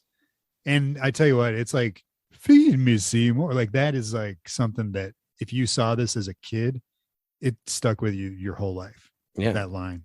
And you know what? I've seen different versions of this play, and that part is played differently in a bunch of different versions. Yeah. Yeah. I mean, it's cool. That's what's cool about the play is there's things you can change and you can approach it differently and all that stuff. But yeah, that's amazing. Yeah. But that part, when he starts talking to him and he's, it's. Do you want to get into the ending, the directors or original or directors versus original? Yeah. So yeah, we can get into that. From what I understand, it's just the ending, right? Or is it it's just the ending? But is there a director's cut version of this movie and a theatrical release? Are there two? Yeah. So the theatrical release is the version that you watched originally. Like the theater is a happy ending. Right. So Howard Ashman, who wrote the play and then wrote the screenplay for this, they had this ending, and it's the way they shot this ending. And so it's funny when you say original ending, I never know what one you're talking about because the play has this like tragic ending where Seymour and Audrey die, and then the plant takes over the world. Right. Okay. That's how the play ends. And they shot that, and that's what they wanted to do from the very beginning. Like fucking day one, David Geffen was like, "You need to change the ending," and they both were like, "No, we're not doing that. This is how the play." And who said no? Frank and Howard Ashman. They were very against it. Okay. So they shot it. They whatever, they did the whole thing. That ending where plant takes over the world, it's essentially a little mini movie. It's a B movie. It really is. It's so tragic, man. Like they have a whole thing on that on the DVD. So Frank Oz called up this guy that he knew from another, like a puppet guy, like where he did this guy, Richard Conway. And he said, "Here's what I want." And him and his team, they did all of that. The only thing they worked on in this movie was that sequence. And like, Frank Oz talks about, they have a whole section on just this part on the DVD. And so Frank Oz called him up. He would call him up and say, "Hey man, I thought about this. What if the Empire State Building does that? And he does this or that?" And he's like, "Yeah, man, I need 2 months to do that. Like I would have to build this. And like, I'm already halfway, like let me just roll with it. I'm going to do what you want and whatever." Yeah. And they were in constant communication. They finished the movie. They screen it for audiences, and the audiences hate this ending. Like hate it. Like every comment card, it got a, "Would you recommend this movie?" Got a 13%. Really? And they said they would watch people watch with this movie with the takeover with the original ending where it takes over, where the plant takes over the world, which is the ending that That's on the play. That Geffen was like, no, do not. Yeah, do he was this. like, you need to change the ending. He was saying from day one, Okay. they said, no, we're not going to do it. And did they do like in secret or something? No, David Geffen, he was the producer, but he was like, he wasn't saying like, you have to do it. He was just like, you're going to have to change this ending. There's no way. Most of the changes that were made were Geffen being like, yeah, you know, maybe whatever, redo this number or whatever. Yeah. He had a big role in this. But he was saying from day one, but like, it was kind of like, hey, it's 2 against 1, you know, like, and we're going with this ending. They said that, and Frank Oz, man, he says something that I think really would resonate with you. He says a couple times, he was just like, dude, the audience hated it so much because they loved Audrey and they loved Seymour. Like, they were so attached to them, and then they just watch him die and they were pissed. Like, they were like, and then he's like, you know, he's like, and it was really hard because we wanted that original ending because it's the original vision. That's what it was. It's this project we signed up for. But he's like, you know what though? We're not making a movie for 2 people. We're making a movie for an audience, and we played it for a lot of different audiences. And that was the overwhelming result, is that people hate this fucking ending. So we changed it. We went back and we shot. I mean, it's the last 20 minutes of the movie. Right. I personally prefer the happy ending. Yeah. I mean, this end. Oh, by the way, getting back to Richard Conway, that's a part that they talk about is like, they shot all that shit, and then they did all that. It took them, this guy and his team, months and months and months to do this. Frank Oz had to call him and be like, hey man, we're not going to use it. Oh, man. And like, he was in denial. Like, he was like, fuck you. He's like, I was so pissed. And Frank Oz was like, dude, he's like, it was one of the hardest. I've never had to make a phone call like that, like all that work for nothing. And he's like, and that's the other thing is like, Frank Oz was so jazzed that this Blu-ray came out, because this ending originally was like, it wasn't, I don't want to say it wasn't done, but it didn't have a lot of the final effects. It didn't have a lot of the final sound. I want to say parts of it were in black and white. Like, it wasn't fully finished. And they went in and they restored the footage and they fixed it and they added like the proper sound effects and stuff. He was so Frank Oz was so excited that he was like, yeah, you can go ahead, and they said, can we release it as a director's cut? And he signed off on it, which I don't like because when you buy this movie, it says the director's cut. And most people, when they see the director's cut, they think it's going to be a few extra scenes. It might be more violent. It might be whatever, man. And this ending to me changes the entire movie. I think I would still love the movie, and I love watching the original ending because it's like a technical, holy shit, this is amazing to watch. But as a story, as like the narrative, like, I hate that ending. Like, is the theatrical release not on there? It's on there, but it's the second choice. Like, when you hit play movie, it says director's cut or theatrical cut. Yeah. And well, they're still there. I mean, it's still there. I mean, it's still available. To me, you're getting 2 different movies. Absolutely. You know what I mean? I mean, like, I really like it. For the movie itself, the theatrical ending is what you want. It's what you need. The audience was right. It works. The director's ending of The Takeover, yeah, man, like, it's its own thing, and it's a technical, crazy masterpiece thing. But it's very jarring in some ways. It's super jarring. It's, you know, for a number of reasons. But for me, it was the music is relentless over that entire like 15-minute scene.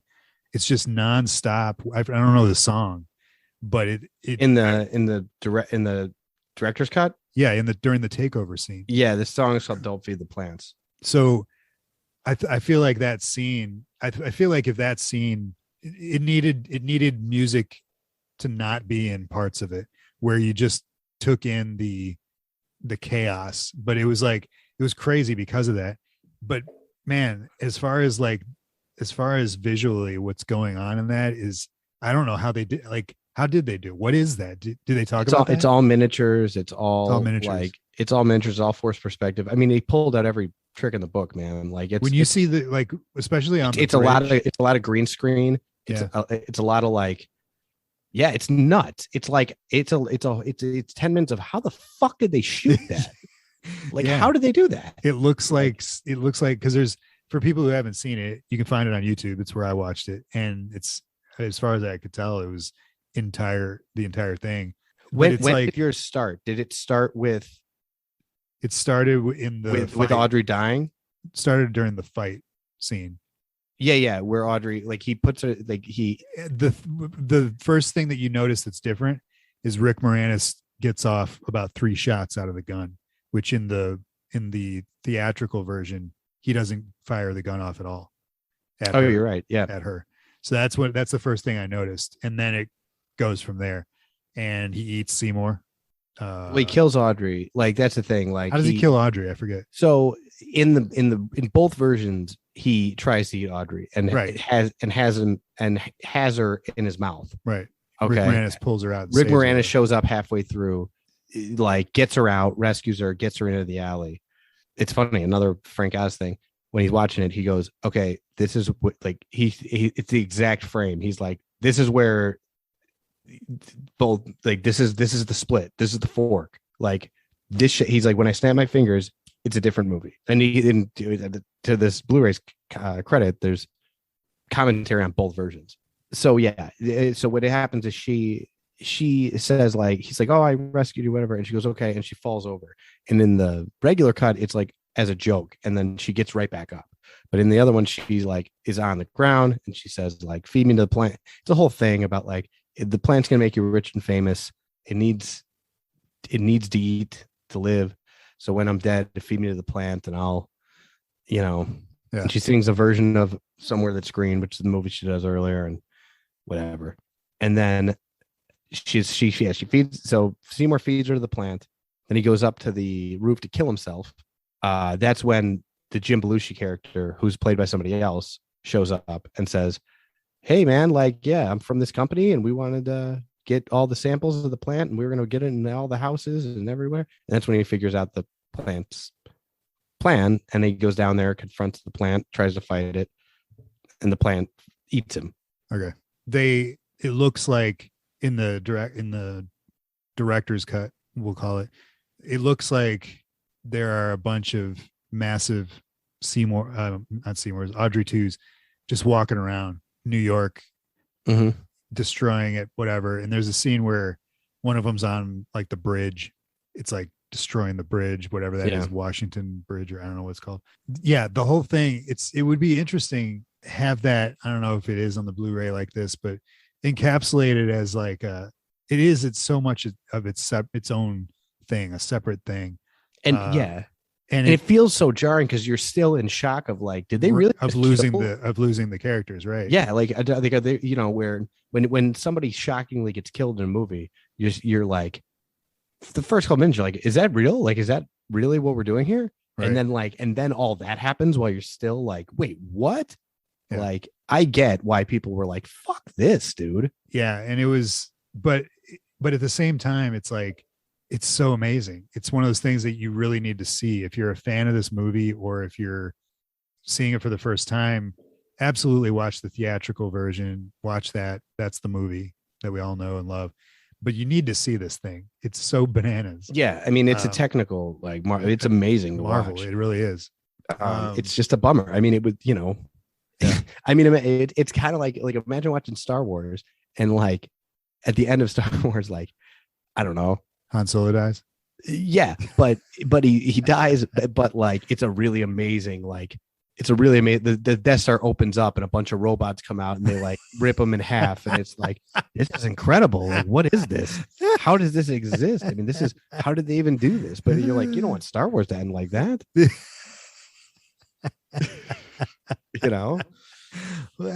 is incredible. I mean, like, it'd be amazing to see. It's just, Yeah. No, it definitely, it's something that, this movie being as old as it is, it's got its, like, permanent spot. But also, people, by this point in 86, when it comes out, people have seen the Corman version and they've lived with it on Broadway. So it was interesting, I guess, like, the general audience is where that distaste is coming from. Well, Because if you've that's a seen it thing, on though. Broadway, you know that's how it ends. Yeah, but not everybody. Like if you didn't live in New York, Yeah. you don't know that ending. And like the Corman Yeah. movie, nobody knew that movie before. Do you know how the Corman movie ends? No, I don't. I've never finished it. I don't know. I want to I should watch it tonight. Like I've watched it basically just to compare it to this. And I remember like watching it and being like, oh, like it is a lot closer than I expected it to be. Yeah. I can't imagine it ends like that. Like with, I doubt it does. But isn't this the change that they made to this? That's an original change. Like that was something that the happy ending is something that Frank Oz came up with the happy ending. And so I wonder how the original ends. Maybe it does end like the play. Weird. Maybe. I mean, one thing I had to point out just as far as like a wild, so there's a technical scene that like Frank Oz was like, this was a pain in the ass. He's like, we had to get it and whatever. So the way they did all the Vine work was they had these cables that they had on, like they were controlling from, either behind, from off camera, you know what I mean? Like through remotes or whatever. There's a scene where the plant calls Audrey on the phone. It goes into the cash. That's a cool scene. It goes into the cash register. It opens the cash register. It gets a quarter out. It closes the cash register. It puts it in the phone, and then it gets on the phone and calls her. Right. Right. So that part where it goes in, gets the quarter out, like it has to hit the cash register and open it up. Like it hits the button, gets it out, scoops it out, and then closes it. That took 73 takes. Jeez. It took them all day just to get that shot because they really had to do that. Like they really had to like you know what I mean? Like they had to maneuver. They were standing off camera. Like 6 guys had to be like, okay, you're the guy that bends this part of the arm, and you're the guy that bends this part of the arm, and we got to time this perfect. That's and awesome. It's just like, and that's everything in this. That's all the leaves. That's all the final scene. Like when the thing is, that's the other cool thing is like they knew how to like how I said they built 3 separate shops. The little shops. Straight in a little shop. But like, so the medium plant that's only like 3 feet tall. Yeah. Like what they did was there's a shot later in the movie where Seymour walks into the shop and it's huge. It takes up like the whole thing, right? But they were like, it had to like do something, and they were like, the giant plant can't do what we needed to do. So what they did was they built a tiny shop. They built a little miniature shop around the 3-foot one that they had used earlier in the movie, and just like, and it looks seamless. And then again, Frank Oz is like, okay, that's the 3-foot plant. And then Rance walks it out, and then it comes back in. He's like, okay, and now that's the giant like plant that we use. That's but awesome. Like it's wild to watch. But it's insane. The final fight, they had 60 people controlling the plant, like 60 puppeteers on one puppet, essentially. Like, that's and when you see him doing it too, it's wild. Like you've got guys, I don't even know, and they all have monitors. Like they have cameras up top, and then all these guys are underneath the floor, and they have a little monitor so they can see what the shot looks like. And Frank Oz has these like puppets. Frank Oz has these little like paper puppets to represent, like, the little things that's saying. He's like, I need it here. Like, and he's showing them like where he needs it on camera with like these little like, and he's like, I need like, okay. And they're like, okay. I mean, there's guys with like giant, like, what do you call it? Like they look like they're on an elliptical. There's guys that just like cranking these things, and like, you guys can see what he's doing. when you watch, like, okay, guys, like action, you see 60 guys or 60 like underneath, just like one guy's doing this, one guy's like cranking a thing, and one guy's like, I mean, it's nuts. And then like, listeners need to picture just picture Richard Simmons. I mean, it's a bunch of guys doing different stuff, and it's like, crazy. But then you see the shot, and it looks like this plant is moving around. I mean, it's a master art form that, like, it's so good. That just is. It sucks that you know what I mean. Where would we be now if this was like, oh man, we gotta do Doomsday in the new Superman movie, dude? That would have all fucking called the Henson Company. Yeah, Right. How are we gonna do it? You know how awesome that would look? It'd be like, oh, that would just be amazing. It's a shame it's not even a thought. It's not even like it, like when it is, it's a novelty. Yeah. Like the Star Wars movie, like they get all this credit for episode 7 being like, oh, they use practical effects. Look how great it looks. And it's just like, they shouldn't get points just for doing it. You know what I mean? I mean, it looks great. Don't get me wrong. Yeah. The Star Wars, they look great, but you should be, and do it like, you know, I love when they do it where it's like, oh, it's really a puppet, but like, oh, we green screened out his legs or something. Yeah. You know what I mean? Like you use the tech with the puppet, man. I think an awesome example of that is when you were talking about the phone call. And I love that's when she looks out the window and sees him in the window looking back at her. Yeah. Like that's like a awesome, you get perspective on, because I'm guessing that's really her looking across the way. That's a real him in the window, right? Same with when Seymour sees Steve Martin hit her. Right. It's the same shot. He's like, and yeah, they really did that, you know. It's so good. So good. And another thing that is Frank Oz points out, he's like, if you ever watch a movie where they shoot it outside, he's like, you almost never see a scene where the character starts inside and then walks outside and continues the scene. Yeah. He's like, because most of the time those are two different sets, and you don't have control of the weather and you don't have control of all this shit. So you're gonna have to cut that, and you might shoot on, you know, you might shoot it in the same day, or you might shoot it, but you're gonna cut. You're not gonna have but he's like, but we had this set and we had the whole neighborhood to ourselves, man, and we could just do that. Like unless it's Birdman. Yeah, exactly. Yeah, there's scenes where Seymour starts singing inside, walks outside, and it's all one big shot. I mean, this movie is just it's a technical marvel, man. Like you can watch it with the sound off, and it's just like, it's awesome. All right, man. Should we wrap this? Yeah, I mean, I could talk about it. I know. I feel like we could. There's a lot of good stuff, though. I mean, man, if it's been as long as if you haven't seen this movie at all, watch it. If you haven't seen it as long as I hadn't seen it, watch it. You'll absolutely enjoy it. It was a blast. I'm glad you picked it. Yeah, the songs will crawl in your head and be in there. Sure. You know what I mean? Where you gotta. I mean, I honestly, man, I consider this a masterpiece. Yeah, it is on every level. The only thing it was missing was Johnny Depp. That's it. That's it. All right. Well, I'm glad we did it. Little Shop of Horrors 1986 in the books. So where does that leave us? Next week, I have letter M. So I am torn. There's some good letter M's, which is funny because last season we did Motel Hell, your pick. Yeah. And which was, I hadn't seen that. It was great. It was good to watch. It's a great movie. And I'm looking at when I was looking at the list of letter M's that you had to choose from, I'm like, wow, there's a lot of familiar stuff, a lot of great stuff. But I want to pick something that you haven't seen. So here's my 3 that I'm torn between.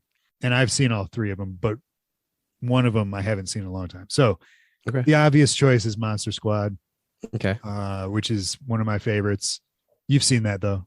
I've only seen it once on your recommendation. It's the same as Night of the Creeps, where I was like, I watched it when I first met you on your recommendation.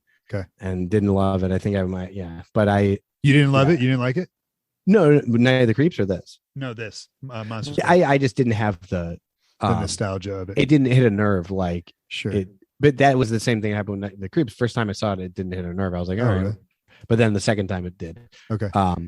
And I've seen it about 10 times since. But like, yeah. So all right. So Monster Squad, everybody's talked about it. So that'll probably be. I probably have they. I feel like it's. Well, here's the thing about Monster Squad is I feel like it's a poor man's Goonies. It's Fred Decker also directed, but that's what I mean. Like this wasn't one of my movies as a kid.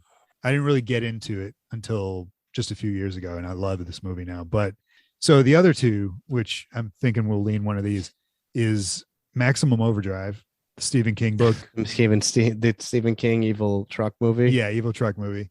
Well, it's not just trucks; it's a bunch of. I've seen that one. It's electrical equipment, I think. Yeah, I've seen it. So it's been I haven't seen it since I was a kid, and I've been wanting to go back to it in the last couple of years. Really? Okay. It's nuts. Then maybe we'll go. Well, I don't know. It's either that or Mother's Day, the Trauma movie. I've never seen it. I've never seen Mother's Day. All right, maybe we should watch Mother's Day, because Mother's Day, it's one of those movies. I would file it under the Texas Chainsaw Massacre vibe, Yeah, but it's trauma. but it's though. trauma, so it's got a lot of weirdness. But it's definitely the most abrasive trauma movie that I've seen, and that's saying a lot, because trauma movies are like Toxic Avenger and all this other stuff. So What year is it? 1980.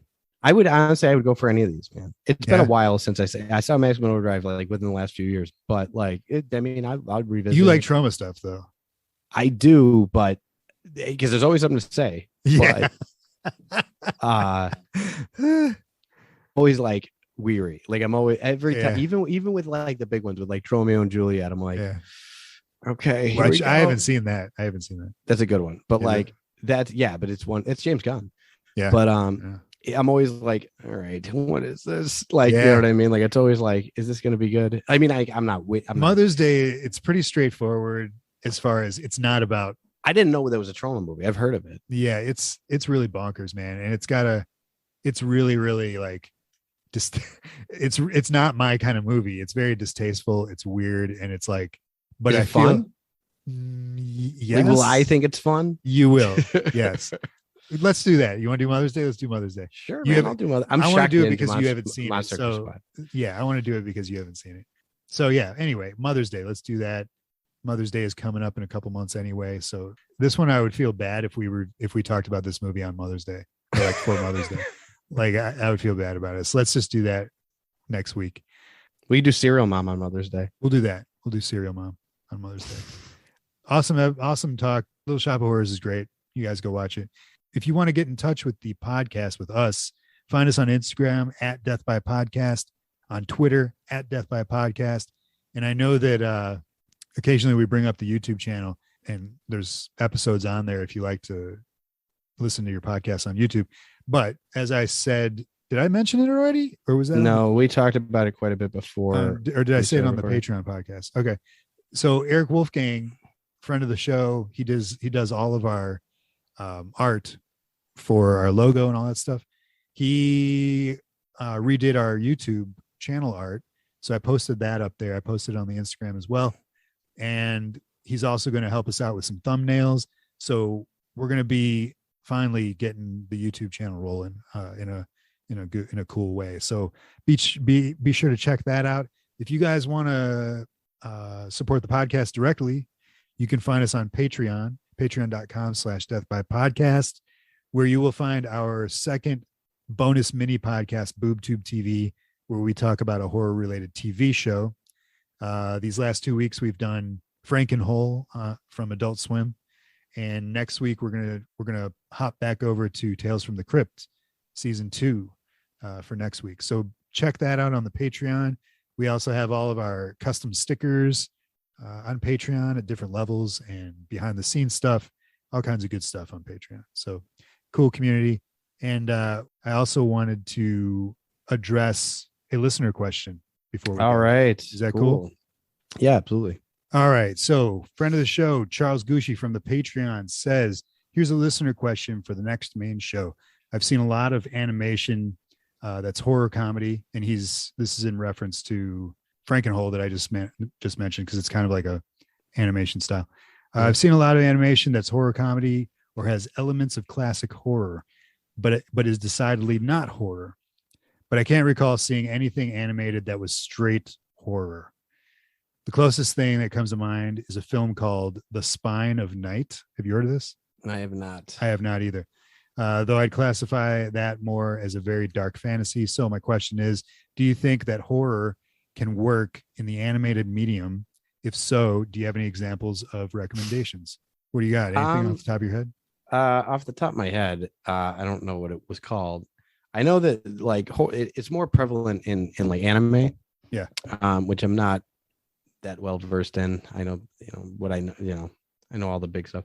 I do know it was an anime I watched one time on mushrooms about the devil, and it scared the shit out of me. But I don't know. I don't remember what it was called. I just know that one of the guys I was taking it with was like, we got to watch this. And it wound up being about like the devil turning into a dog or something. Yeah. You're right. as far as the anime goes. I think that's where you see most of it. I know Castlevania is what I thought. I was just going to say Castlevania. If you have not seen Castlevania, are you caught up on Castlevania? No, I watched season 1. I have not seen season 2. Did you like it? I did. I really liked it. So it's like 3 or 4 seasons on Netflix, and it's a Netflix really? show. There are 3 or 4 now? Yeah. Wow. Because they just, Netflix just like puts it out and you don't hear about it until people start watching it. But I'm caught up on it and it's great. I've never it's a fast watch, and it is, I would say it's straight horror. Like it's gruesome but it's awesome and it's cool. And it's definitely horror. The only other one that I can think of, I'm sure there's other anime examples, but the only other one is that if you've seen Train to Busan, it's got an animated. You haven't seen Train to Busan? No, I don't know what that is. Holy shit. It's a Korean zombie movie. I was going to say it sounds foreign. It is excellent. It is excellent. You need to watch that. Put that on your list. All right. I'll try to Busan. So Train to Busan has a prequel that is animated. It works, but it's not good. So the zombie stuff, it's not a good story, but I could see where if it was a good story, the horror aspects come through in the animation. Train to Busan also has a sequel, which is great as well. But we forgot about Groovy Ghoulies. And Groovy Ghoulies. Groovy Ghoulies totally works. What are you talking about? You haven't seen Groovy Ghoulies? Man, glad you brought that up. Check it out. So yeah, awesome question, Charlie. I definitely, if you haven't seen that, man, check out Castlevania. If you guys have any other questions, we answer them off Patreon. So another reason to join up. And with that, I think we're going to sign off and go eat some nachos. I am your host, Adam. That is your other host, Kevin. It's Mila time. I was going to have this prepared and you were. I was going to have it plugged into the computer, so that I could. I have to have a special rig, which I have. I just have to dig up next week. All right, folks. Next week he'll have it. He'll be ready. There you go. Wow, that was loud. There it is. Good job, everyone. Good job tonight. Cooked some potatoes. We will talk to you next week. Kevin, you look like you got something to say. What do you want to say? Nothing. I'm going to go fire up my pizzazz.